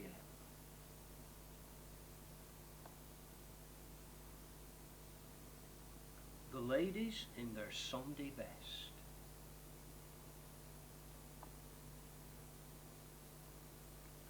The Reverend G. Tomlinson, Vicar of Coppull, Reverend Porteous, the new Vicar of St. John's, the Bishop of Whalley, and Mr. Tansley.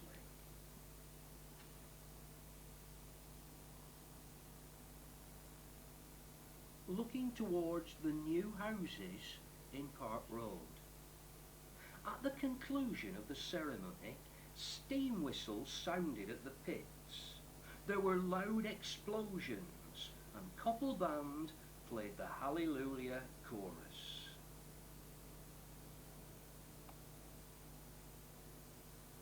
The building continued. In April 1912, the first vestry meeting took place, and John Orton and Alfred Jakes were appointed church wardens.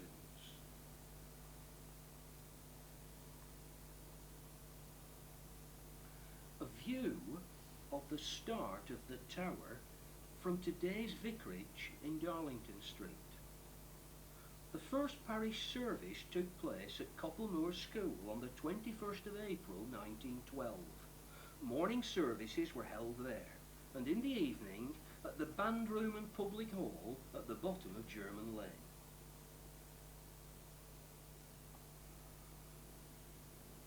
The church was completed, and a consecration service was held by the Bishop of Manchester on Wednesday the 25th of September 1912 at 11 a.m.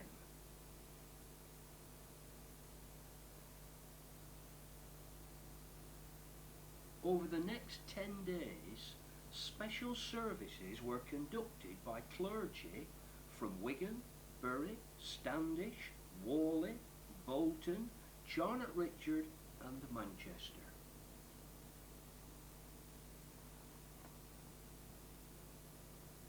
The Darlington and Hewlett families provided everything required for the new St. John's Church. A church lads brigade was very quickly organised and formed the Guard of Honour at the consecration of the church in September 1912.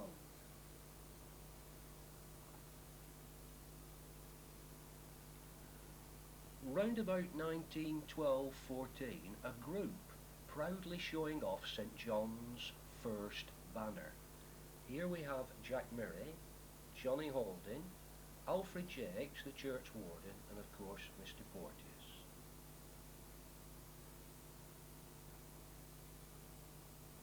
The first confirmation at St John's, the 2nd of April 1914. 86 from St John's and 46 from Coppull Parish.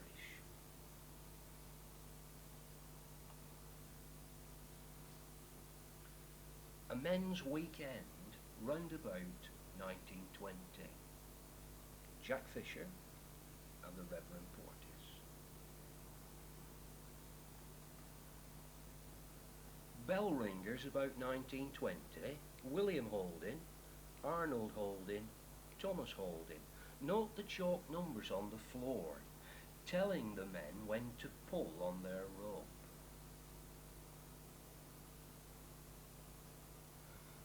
A rush bearing service 1926. This is a tradition that goes back to the Middle Ages, when rushes were used as carpets in churches and homes.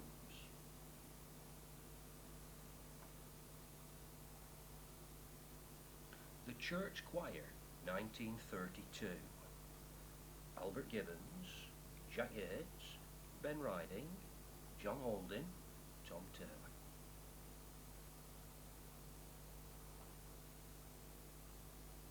The Church Choir, 2 years later in 1934. The big change, of course, is that ladies were now in the choir.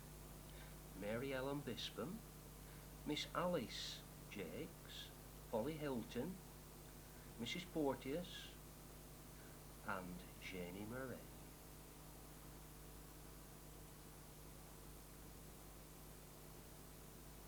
Walking Day in Park Road, 1948. Mrs Fairhurst, Mrs Nelson. The Rose Queen, July 1958. This is the Reverend Rex Maudsley, the then vicar at St John's. This is Wilfrid Porteous, son of Mr Porteous. This is Mr Carpenter, who was vicar at St John's after Mr Porteous had finished. Mrs Carpenter is crowning the Queen, Nita Morris.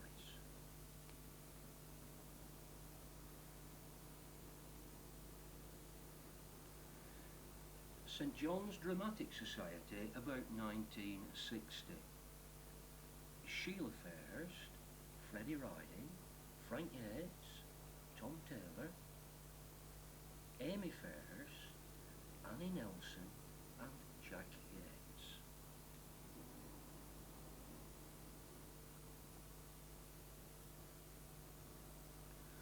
July 1948. Garden Party and Rose Queen. Since there are so many people on this photograph, have a look yourself for a neighbour, a friend, a relative, or even yourself on the photograph.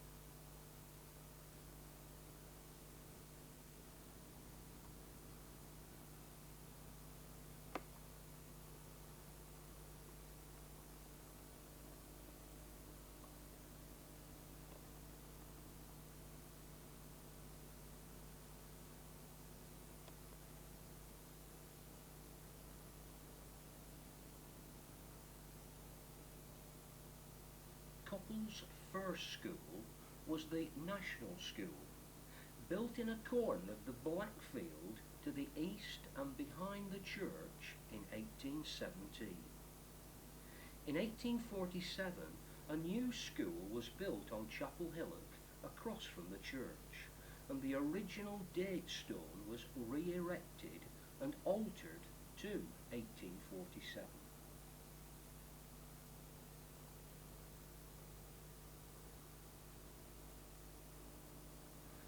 This is a sketch of the National School in 1855, done by Henry Hollingsworth, the son of the vicar.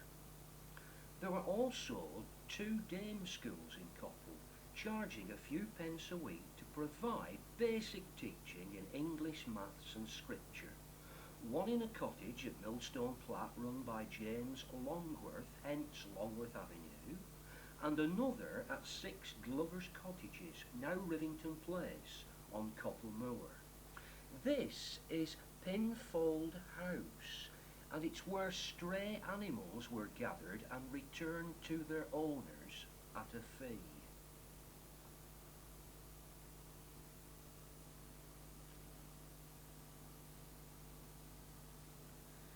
This is the school staff about 1900, with Mr. Atkinson, who was head teacher for about 40 years up to the Second World War, a stern disciplinarian who firmly believed in spare the rod and spoil the child.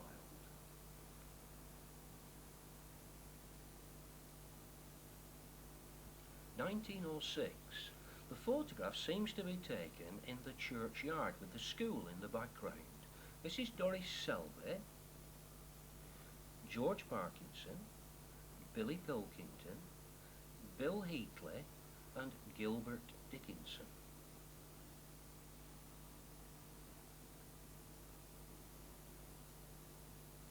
(1916). Miss Gabbett, Mr. Atkinson.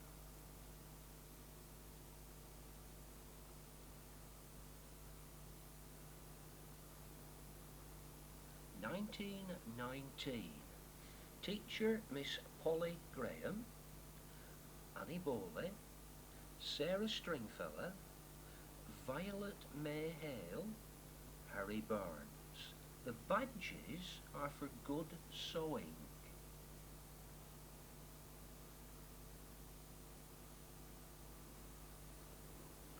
School play, 1926. Shakespeare's Twelfth Night. Notice the excellent scenery and costumes. Arthur Fowler, Gladys Thompson, Harry Baldwin, Jack Winstanley, Tom Smith, Etty Morris, Annie Lilly, Bertha Yates and Tizzie Turner.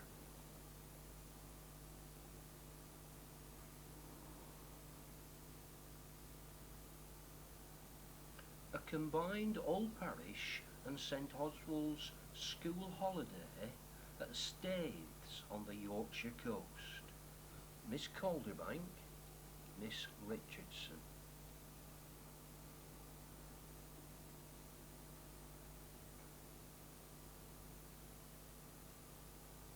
(1933).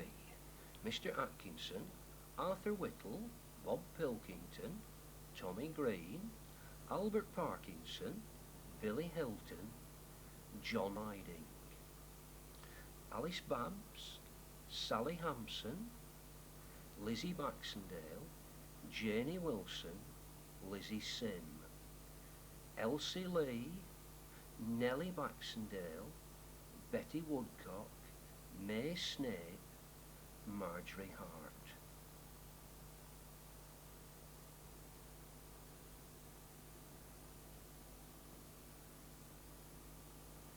The girls' hockey team: Phyllis Hughes, Jenny Parkinson, Gertie Jeffries, Elsie Lee, Molly Parkinson.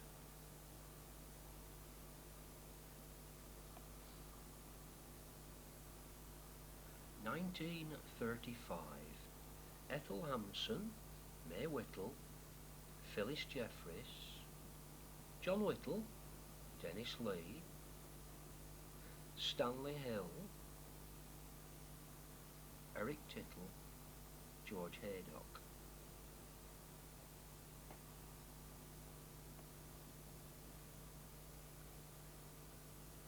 School football team about 1954.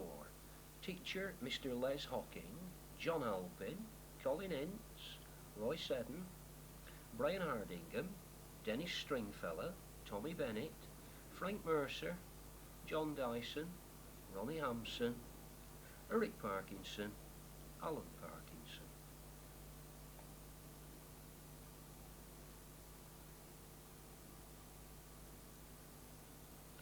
Round about 1956, this is Mr Abram Howard, who had been a teacher in Tilsley, Manchester, and he succeeded Mr Atkinson round about 1939-1940 as head teacher. Colin Yates, Derek Whittle, John Hilton, Dennis Riding, Margaret Williams, Doreen Maudsley.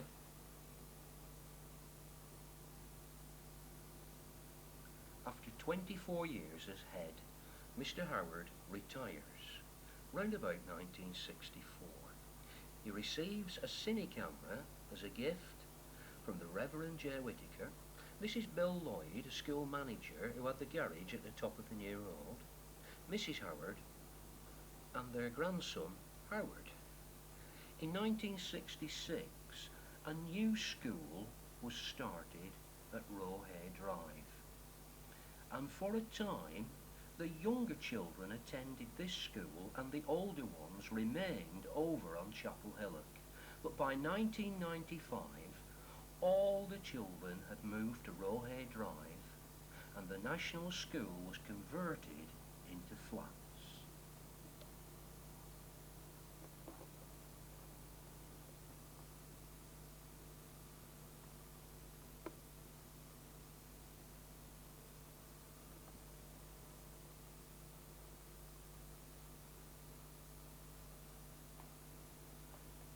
Coppull Moor School opened in 1874 with money donated by James Darlington and Alfred Hewlett. At that time, there were 77 houses and 434 people living on Coppull Moor, so there was a real need for a second school for the village.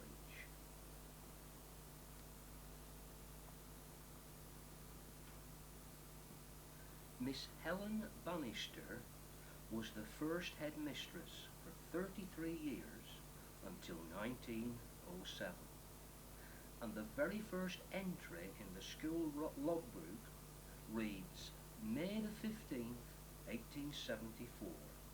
Commenced duties as mistress in the above-named school on Monday the 11th of May. Reverend J.G. Hollingsworth visited the school. Number of children present during the week, 55.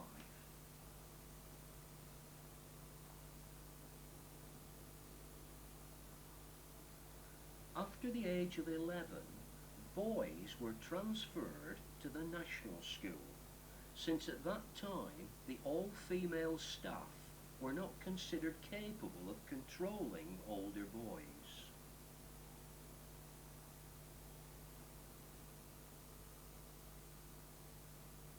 On the 21st of January 1886, 5 boys did not return to school in the afternoon.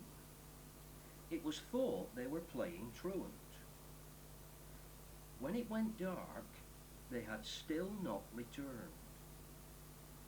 The boys had gone skating and sliding on a frozen pond opposite school. The ice gave way, and James Hale, Atherton Pemberton, Peter Priestley, James Murphy and Jonas Holding all drowned.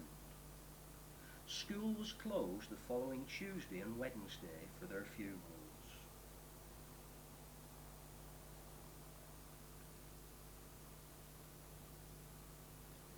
In 1895, Alice and Mary Ann Jakes daughters of Alfred Jakes, church warden at St John's Church, were pupils at the school.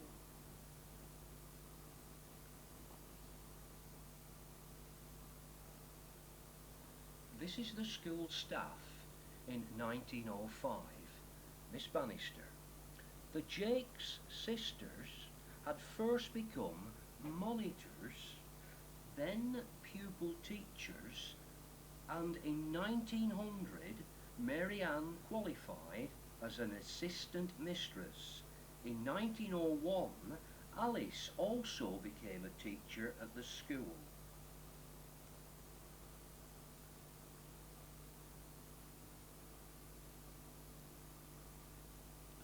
Another extract from the school logbook. 6th of January 1908. I, Thomas Henry Briggs, commence duty today as head teacher at this school. He was headmaster for the next 33 years until 1941.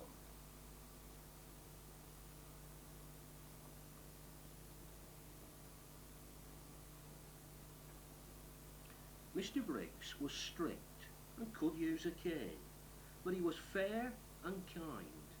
He would send for medicine at Rushton's shop across the road for a child with a cough. Hungry children who had had no breakfast were sometimes sent to Mrs. Briggs in the schoolhouse to be fed.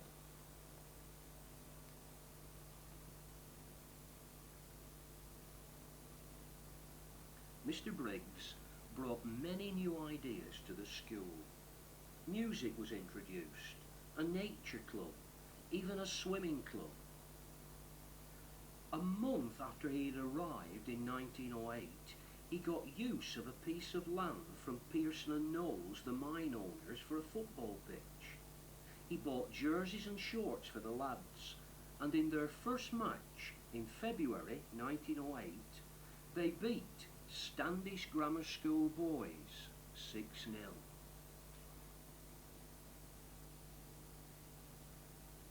Mr. Briggs seemed determined to have his own way in improving the school, and in November 1908 he writes, "This morning I have written to Mr. Woodcock, the local nuisance inspector, asking him to have the children's offices cleaned out at least once a month." Children's offices, of course, were the outside toilets.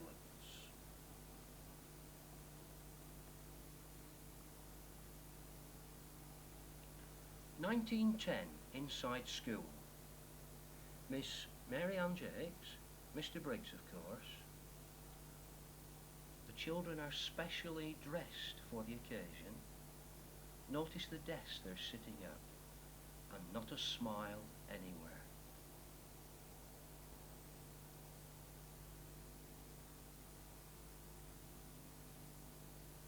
Perhaps the school football squad.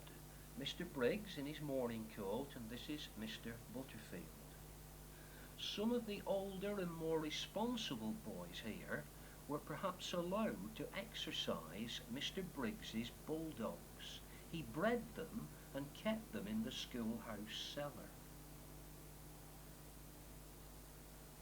School logbook, 11th of October 1918.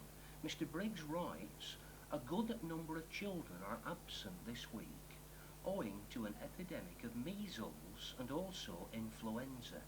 Several deaths from pneumonia have occurred in the district during this week. Dr. Harris, Medical Officer of Health, called this morning. Certain figures regarding attendance, absence through epidemic measles, influenza and pneumonia, and then by telegram through the clerk of the local education authority has ordered the closing of the school from tonight, 14th of October, to Monday the 28th of October. The school reopened this morning after being closed by order of the Medical Officer of Health since October the 14th. 12th of November, notified by the managers last night that today is to be observed as a general holiday for this school. because of the glorious news that the armistice has been signed, the end of the First World War.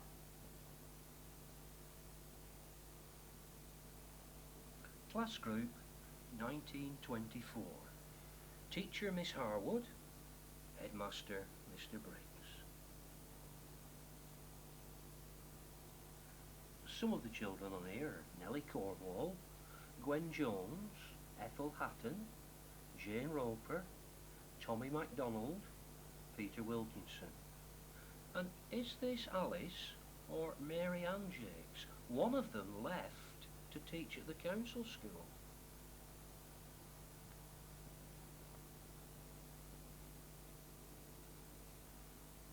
A class in 1949.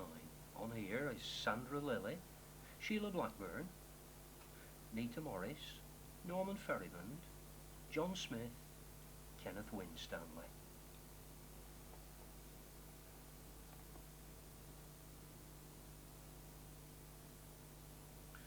Presentation by Reverend Maudsley to Marjorie Bentham and Norman Bond. This is Headmaster Mr. Robert Goodman, better known as Bob Goodman, well remembered for his Mac, his bicycle and his dry sense of humour. He was head there from 1950 to 1972.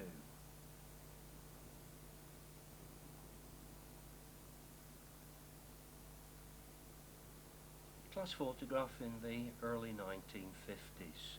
On here we've got Brian Hatch, Norman Bond, Stuart Smith, Alan Smith, Graham Smith, Alan Sheffield, Sylvia Holland, and this is Tom Taylor. Tom moved on to Balsh's Grammar School and eventually became a vicar.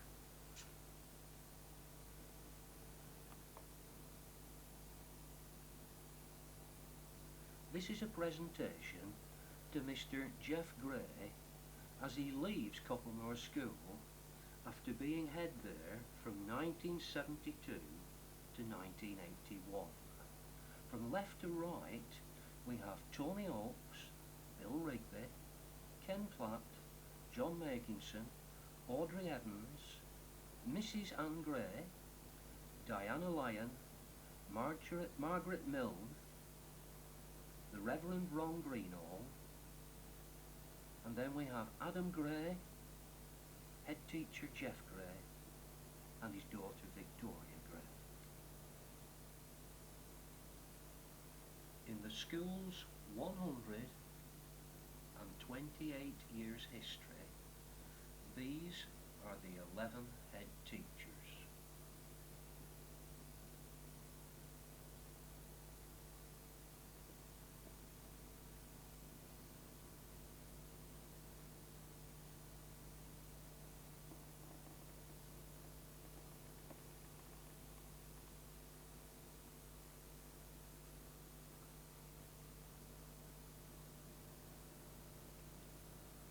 The mills and mines were attracting more workers to the village.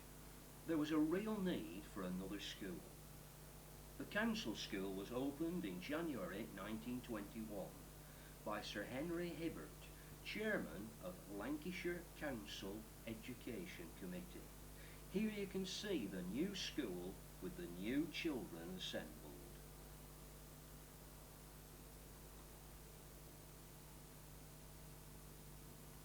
Children who had attended schools in Chorley, Charnock Richard and other Coppull schools were enrolled. This modern, well-designed building was really two schools.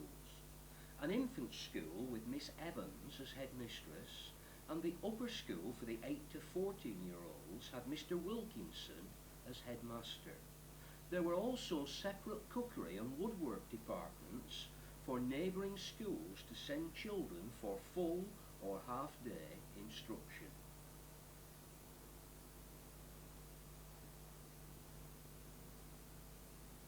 The school football team, 1932. Hubert Walsh, Roland Witts, Clifford Jolly and Jimmy Parker. Miss Alice Jakes and Miss Stafford were the first teachers in the infant school. Mr. Wilkinson's staff were Mr. Howcroft, Miss Dickinson, and later Miss Cook.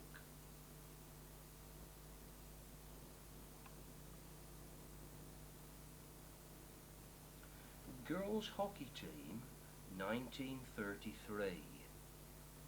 Elizabeth Almond, Alma Trafford, Doris Gaskell, Jenny Stringfellow, Doris Tickle. During the 1920s and 1930s, there was often poor attendance at schools due to epidemic illnesses such as scarlet fever, diphtheria, mumps, flu, measles, bronchitis, chickenpox, ringworm, and impetigo.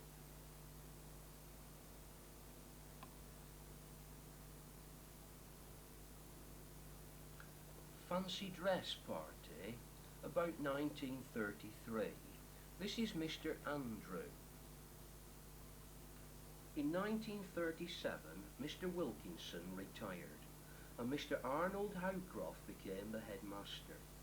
In the school logbook, noting the start of the war in 1939, he just writes, "School closed September 1st on instructions from the county."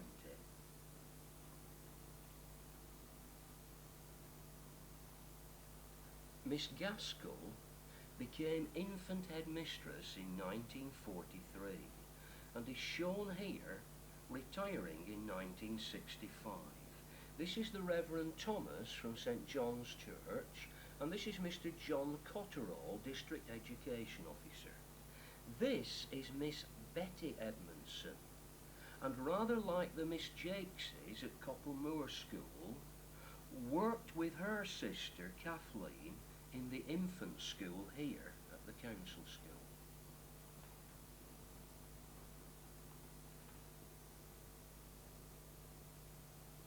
Mr Johnston's class, 1948. Dennis Barrow, Brian Roscoe, Michael Monks, Bob Bolton, Jim Derbyshire, Keith Jolly, Marjorie Rushton, Florence Barker, John Almond, Joyce Tittle, Glenys Talbot, Doreen Hunter. In 1955, the school ceased to be an all-age school, and 112 children were transferred to Southlands Secondary School, Jolly.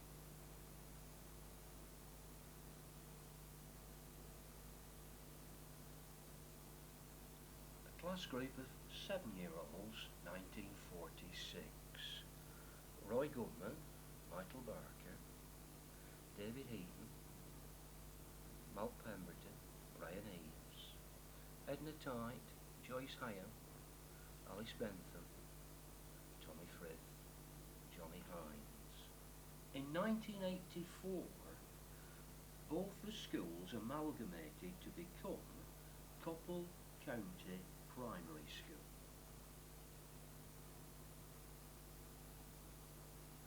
A nature study group.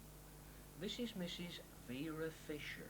She was a teacher at school for 40 years. George Parkinson, Alan Davis, Sylvia Markland, Brian Eames, Olwyn Bellis, Johnny Hines, and Audrey Fisher, daughter of Mrs. Fisher.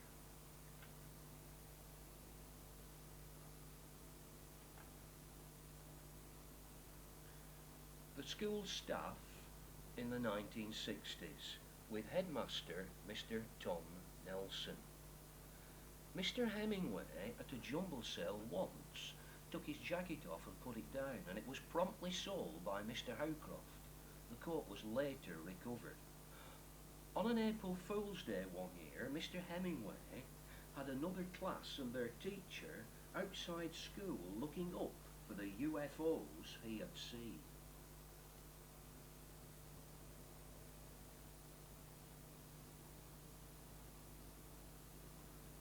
Do you remember getting on the bus to go for swimming lessons at Jolly Baths with that lovely Mr. Derbyshire encouraging you? Do you remember Mr. Blackburn, Mr. Rigby, who went on into Southland School.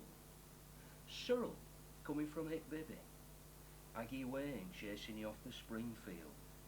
Jack Fisher, the caretaker, spoiling the icy slides in the playground. Were they the happiest days of your life?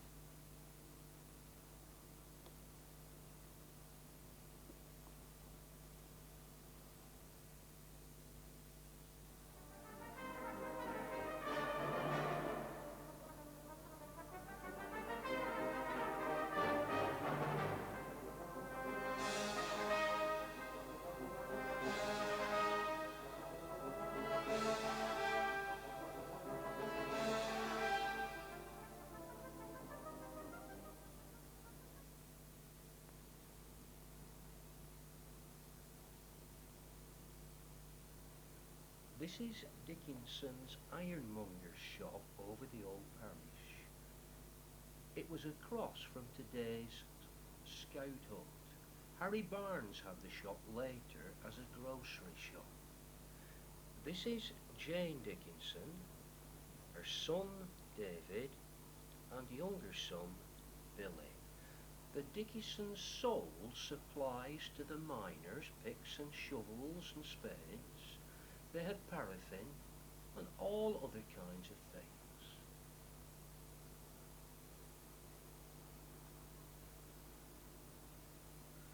Later, the Dickinson family diversified and took up taxiing. This shows their garage at the rear of the shop at the old parish.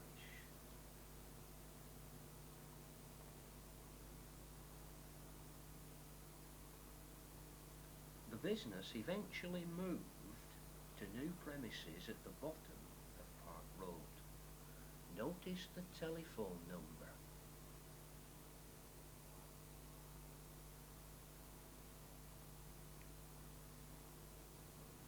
Dickinson's Taxi, 1912. This is Bertha Dickinson driving, and this is Nellie Richardson, a teacher at the old parish school. Notice the spare tyre, not a spare wheel.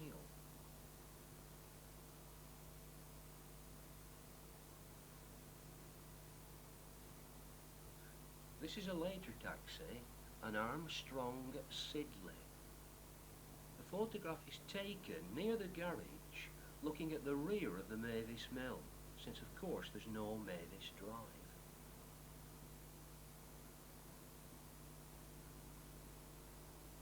Corliss's buses were based near the entrance to Town Lane in Charnock Richard. This photograph was taken in December 1923. This is Albert Corliss and this is Harry Vernon. It's on Spenmore Lane near the post office.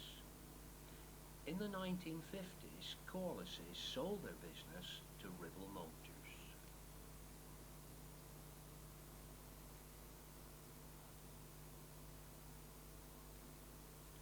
Oliver Hart, with a horse and cart, started his business by emptying outside toilets.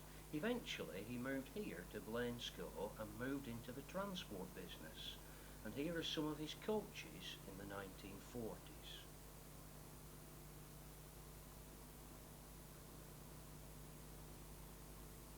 Hart's also moved into bulk haulage, and this shows the fleet of lorries they had in the 1960s.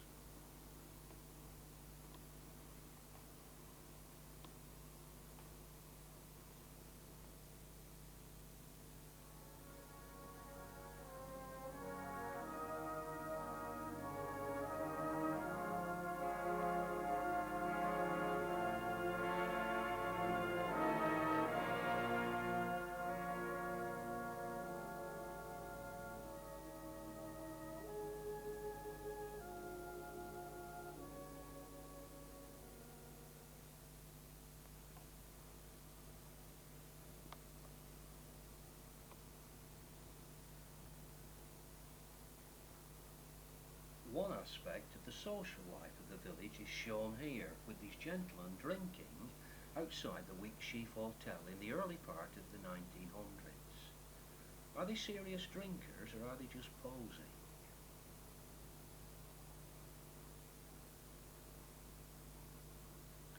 Wheatsheaf Ladies Outing in 1918.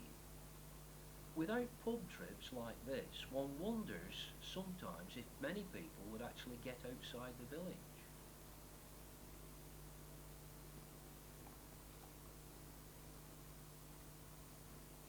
A Wheatsheaf men's trip in the 1950s. Sammy Hampson, John Makinson, Joe Ryder, Tommy Swift and landlord Stan Yates.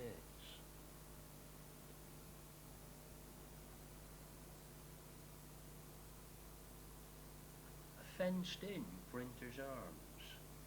Notice the unmade roads and no footpaths.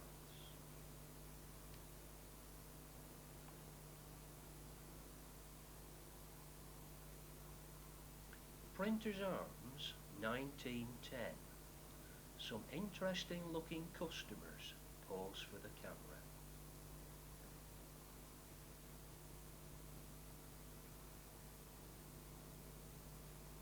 Printer's Arms trip in the 1960s. Peter Gore, Ken Hale, Nigel Chadwick, Ken Taylor, Bill Horton, Duffy Walsh and Albert Whittle.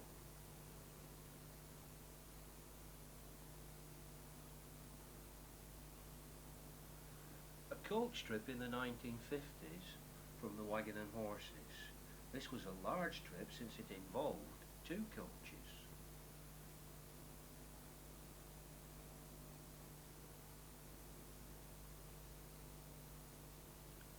The Jolly Tar Inn in Jolly Tar Lane by the rather bad Double Bend. This is taken about 1890 and the pub closed about 1900.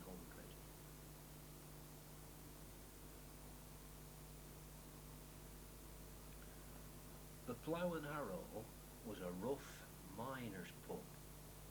Today it's a rather posh, deluxe and quite expensive restaurant called the Coppull Memories.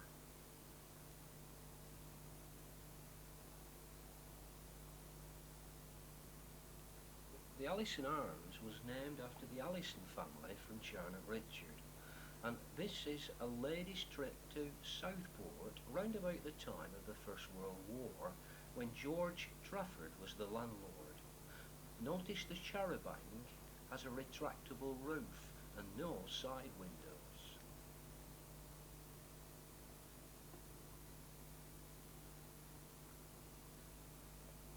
The Oak Tree trip in the 1960s. Harry Pilkington, Brian MacDonald, Herbie Lee, Arthur Trafford, Mickey Walsh. It's very noticeable that these pub trips are completely separate. We have ladies' trips, we have men's trips, but never mixed.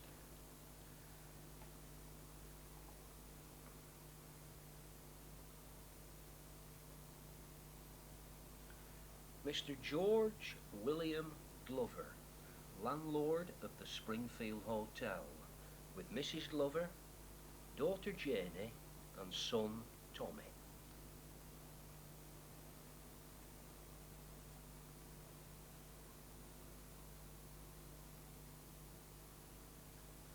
The opening of the bowling season at Coppull Conservative Club. This is Mr. Billy Cooper.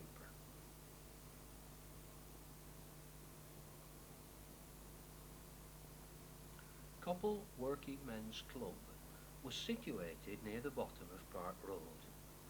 It has now been demolished and replaced with a small housing estate.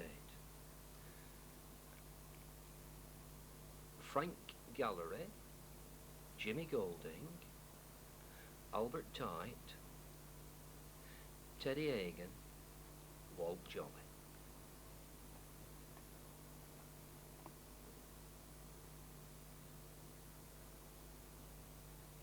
This is the building of the British Legion in 1947.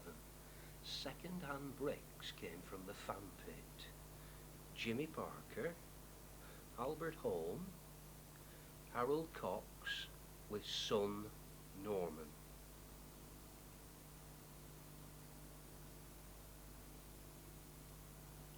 In northern England, brass bands played an important part in the social life of villages and towns. Coppull Band was formed in 1888, and the first band room is where today's Morris's Bakery stands.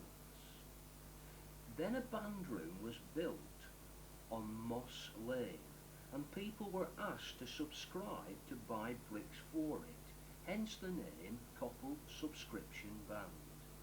In 1918, the band room moved to its present site. In 1987, this building was demolished, and the people of Coppull bought the youth club, and it was reconstructed on this site.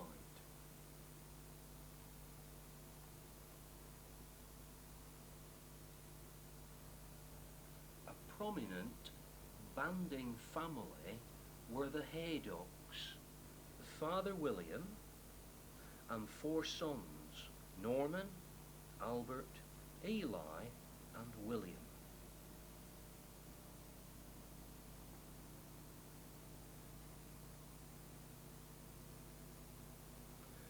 Coppull Band in between the 2 world wars, well represented with members of the Bentham and Haydock families, with Billy Haydock now as conductor.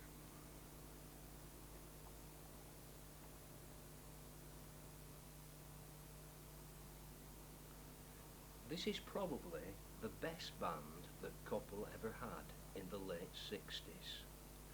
Here they are showing off the many trophies that they've won. This is Richard Evans, who later went on to conduct many championship section bands. And this is a very dedicated supporter of the band for many years, the landlord of the Springfield Hotel, Tommy Hyam.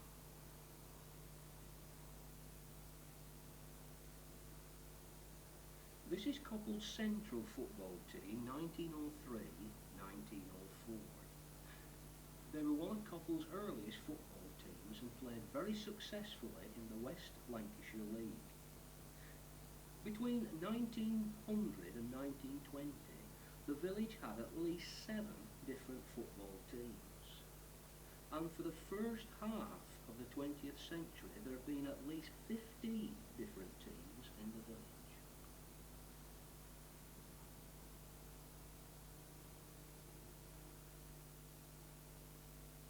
Coppull West End football team, 1910-1911. They would have played on West End Park, which was just off Tanyard Brown. In the 1920s, there were approximately 350 young men aged between 20 and 30.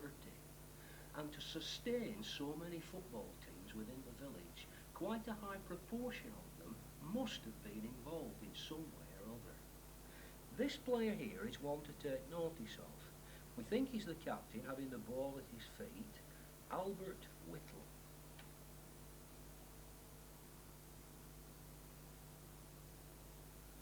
Coppull Parish Sunday School football team, 1911-1912.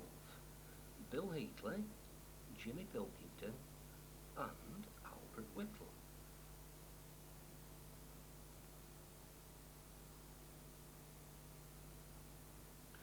Coppull Celtic, round about the time of the First World War. Sammy Hampson, Jimmy Pilkington, and here he is again, Albert Whittle.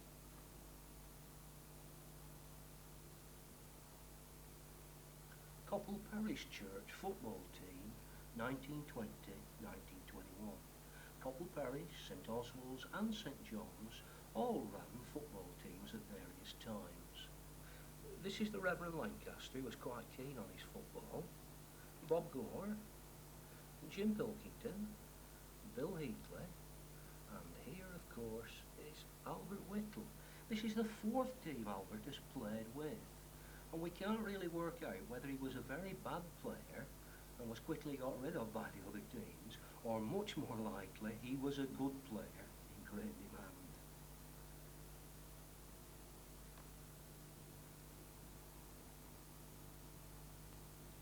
Coppull Central in the late 1950s, probably one of Coppull's most successful teams, and here they are showing off the trophies won.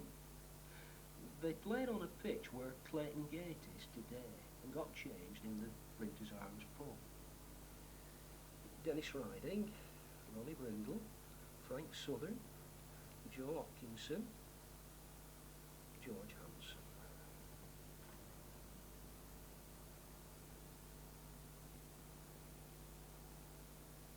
Coppull Cricket Club, 1922. Our sporty vicar again, the Reverend Lancaster, Mr Atkinson, head of the Old Parish School, Jimmy Richardson, Henry Raycroft, Billy Brindle.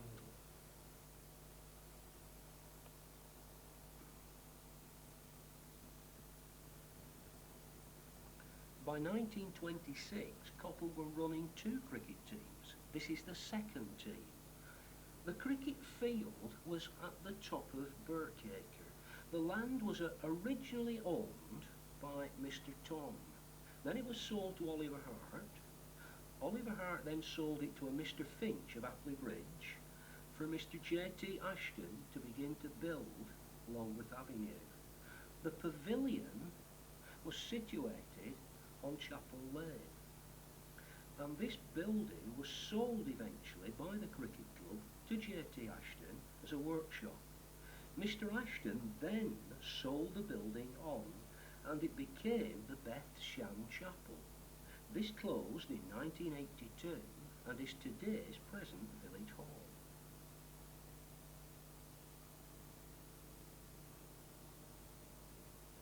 The cricket team round about 1930, and some of the second team players have now graduated into the first team. Jimmy Riding, Tom Dugdale, Ted Roscoe. This is one of the Worsick family, not sure which one, and this is T. Critchlow.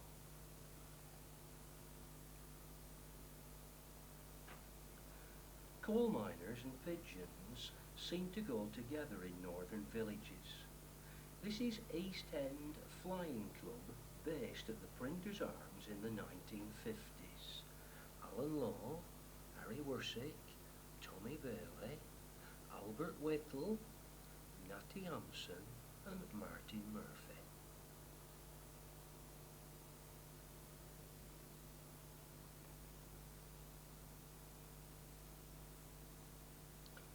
The Plough on Coppull Moor, 1975.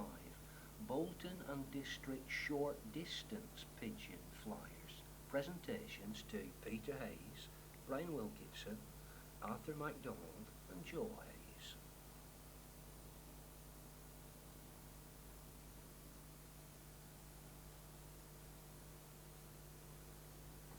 Many of the Coppull pubs had their own bowling green, and bowling was readily taken to by the working men in Coppull. This is the Wagon and Horses bowling team round about 1930. We've got Bill Sherratt, Jim Ainscough, Teddy Hyam, Jack Dobson and Sammy Murray.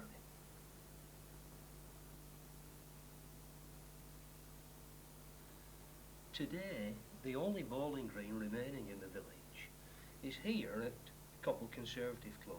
This photograph was taken sometime in the late 30s. Mr Snape, Dick Snape, Teddy Rostron, Frank Morris, Fred Riding, Walter Morris, Oliver Hart, Vincent Rogerson and Dennis Toohey.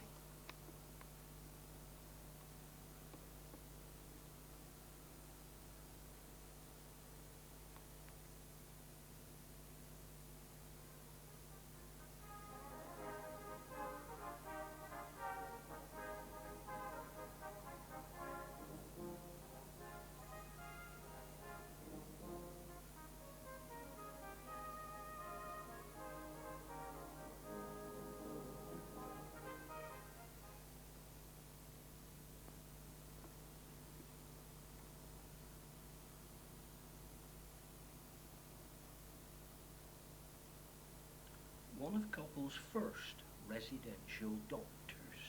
This is Dr. Ledger, taken in 1914.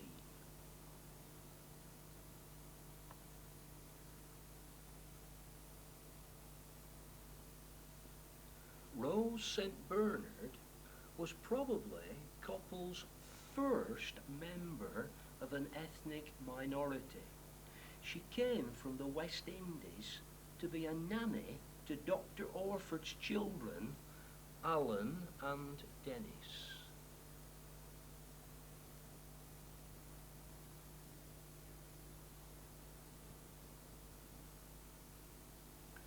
In 1936, William Rigby lived at Green Lane Cottage. He was a lamp lighter and later worked with Bill Sharples emptying and digging out toilets.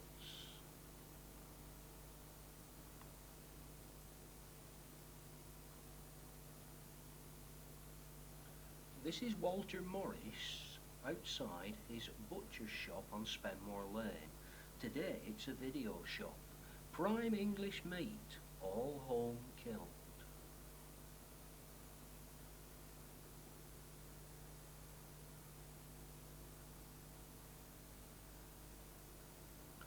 These are Walter Morris's children: Frank, Leonard, Olive, Norman, Stanley and Sydney.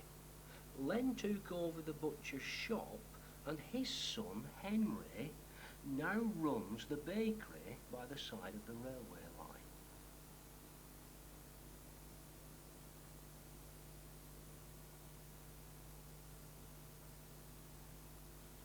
This is Walter Bennett, who sold fish in the village. He lived in Regent Street.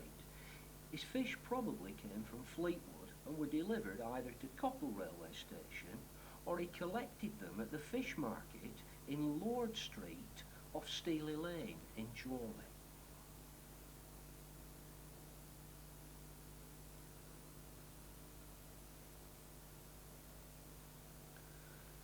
This is Oliver Hart at Station Farm with his horses, his carts and his workmen.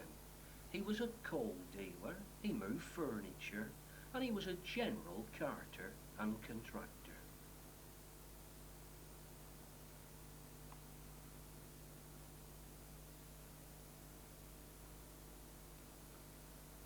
Oliver Hart had three sons: Oliver, Ronnie and Stanley. This is Stanley. He was sadly killed speedway riding.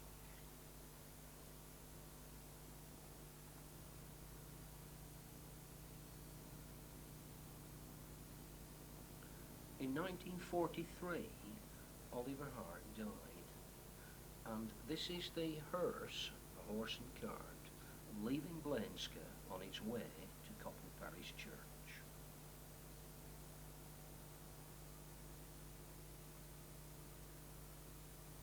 This is the Dickinson family in 1895 outside Rosemount, Spenmore Lane. The house was owned by Blenska Colliery and David Dickinson was the manager at it.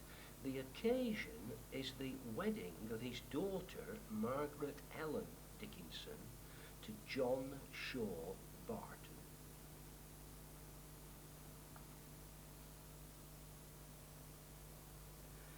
This is Mr. and Mrs. John Dickinson, who were related to the Dickinsons in the previous photograph. They're shown here with 5 of their 6 daughters in Sunny Brow. There were also 2 sons, Herbert and Arthur.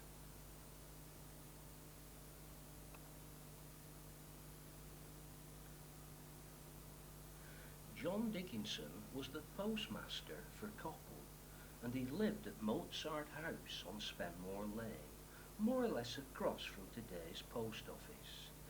He gave music lessons and sold musical equipment.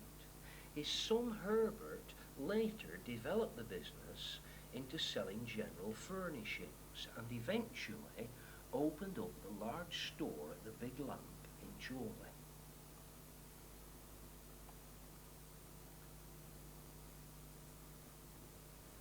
This is Baxendale's Clogger's shop. It was situated at Tanyard Brook, near where the woodyard is today. At that time there was no bridge over the stream, and in times of flood Mr. Baxendale would carry ladies on the stepping stones across the stream to prevent their long dresses from getting wet.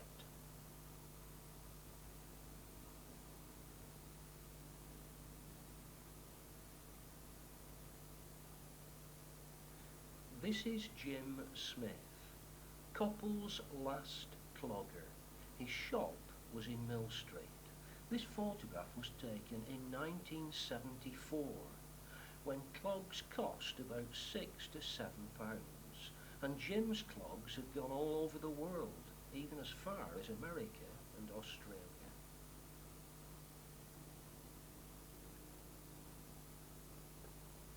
This is another cobbler's shop. It was situated on Chapel Lane, where today's parish school football field meets onto Chapel Lane. The owner was Harry Roscoe. He was generally called Spriggy, since sprigs were the name given to the small nails used for making clogs. He was also a barber, and he put his soap in half a coconut, and to work up a good lather he would often spit into the coconut before shaving a customer.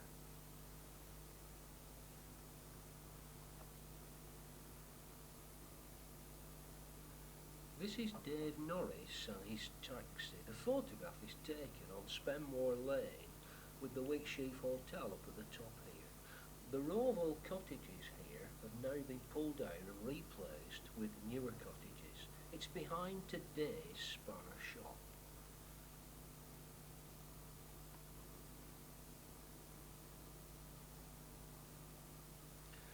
Do you remember this chap? It's the rag and bone man, Mr. Daniels. He came from Chorley to collect all his stuff around Coppull. This shows him in Tansley Avenue.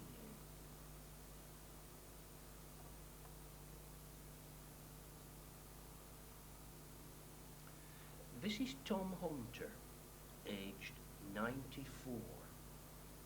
He worked at Welsh Whittle Colliery and Blainsker Colliery, and he only finished at the pit when he was aged 72 and was England's oldest coal miner.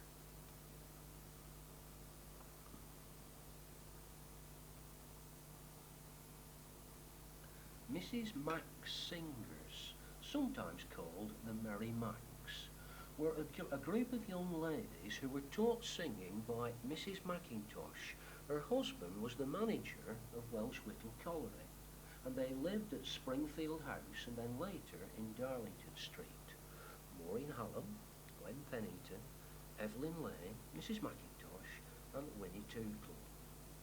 When Amanda Rucroft was 7, she heard Evelyn Lane sing and she decided she wanted to sing herself.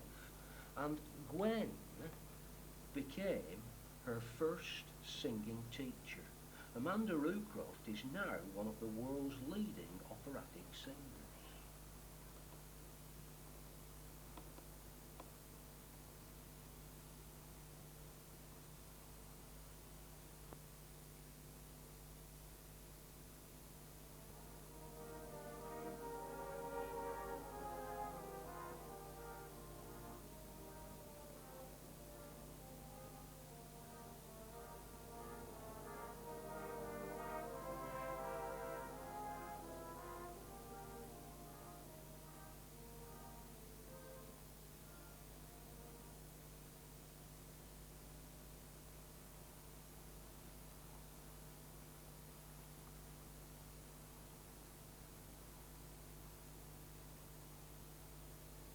Spenmore Lane, about 1920.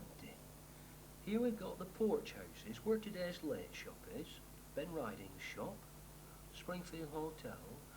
Notice street light in its beginning. This is a gas lamp, although the lantern hasn't been fitted on it yet.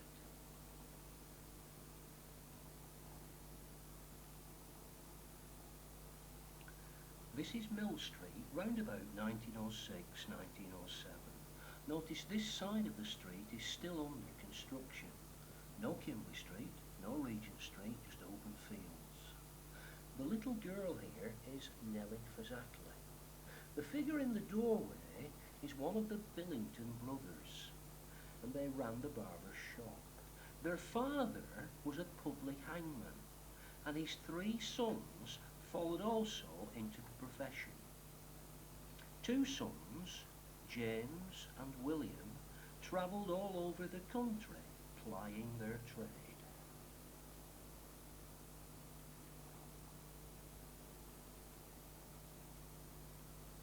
In 1922, the first council houses were built here at Tansley Avenue.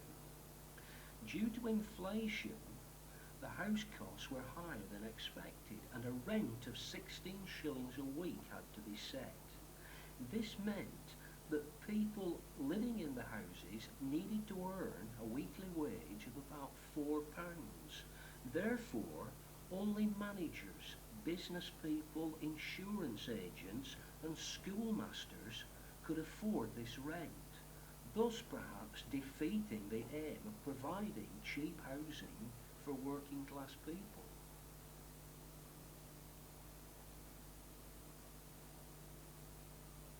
This is Coppull Post Office at Mozart House on Spenmore Lane, across from today's post office. And this is the postmaster, Mr. John Dickinson.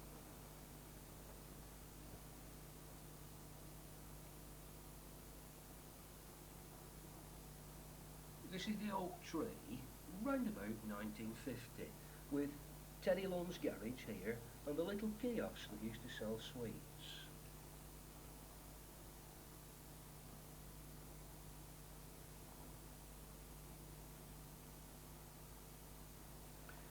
Parkinson's fruit and vegetable shop on Spenmore Lane, just slightly up from Morris's Butchers. Perhaps you can work out what this shop sells today, but it's not fruit and vegetables.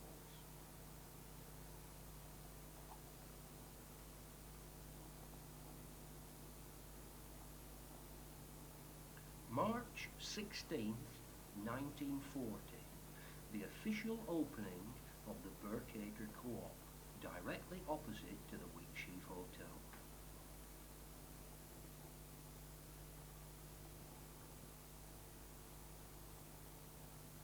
Coppull Moor in the 1950s. The rows of terraced houses and Rushton shop at the bottom here have now long since been demolished.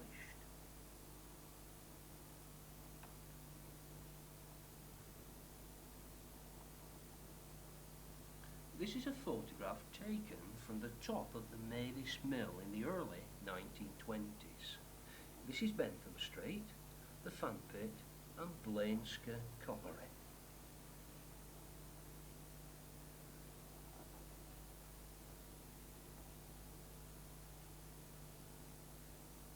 Another view from the mill looking eastwards. This is Rohay Farm Barn. Planket Lane is running down here. Mr. Lloyd hasn't built his garage yet, and of course there's no mast on Winter Hill.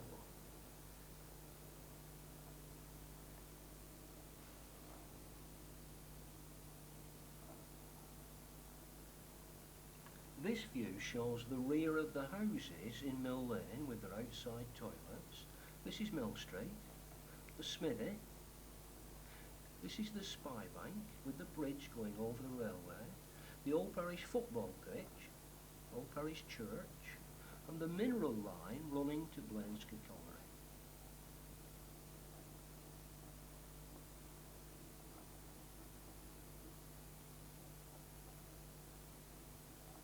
This is Coppull, but no Lancaster Street. This is Draper's Shop and the White Cottage on Chapel Lane at the top. Spenmore Lane runs along here, and they're just building the bungalows in Station Road.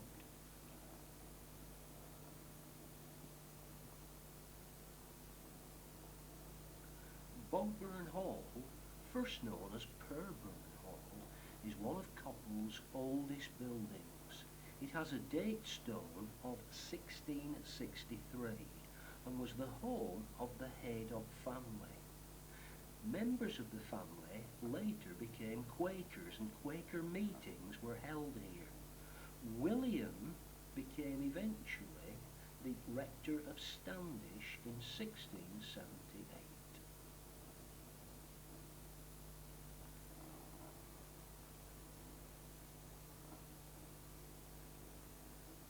Blainska Hall, 1914.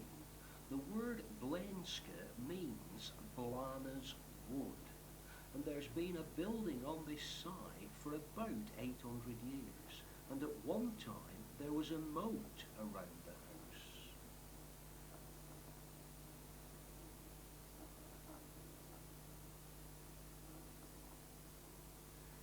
This is Fred Roscoe's shop on Spenmore Lane, opposite to Tansley Avenue. The building behind is Taylor's farm.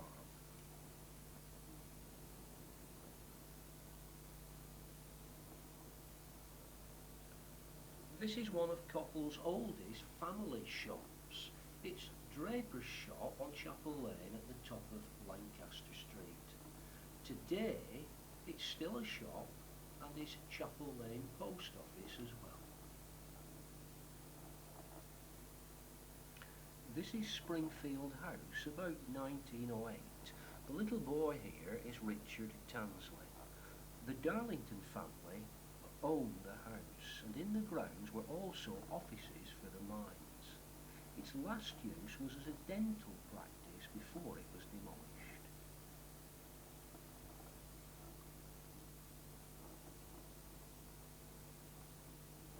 Rushton's shop, 1920. It was situated on Spenmore Lane, next door to Mozart House. This is James Sidney Gorner and Jimmy Ashcroft.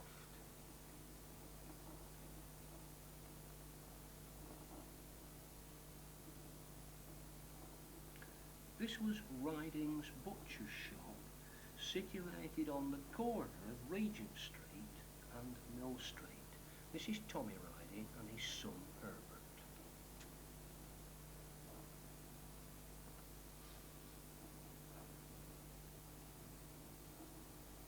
The Ridings once lived here at Cow Moss Farm. This is Spenmore Lane here. The whole area now has been completely built over by a council estate comprising of Dickens Road, Shelley Close, Byron Crescent.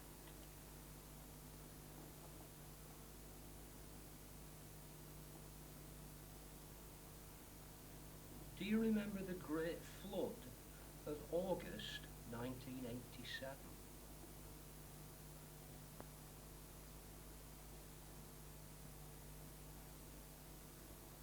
Originally built as Coppull Conservative Club, this building became Coppull's first purpose-built cinema, the Picture Palace.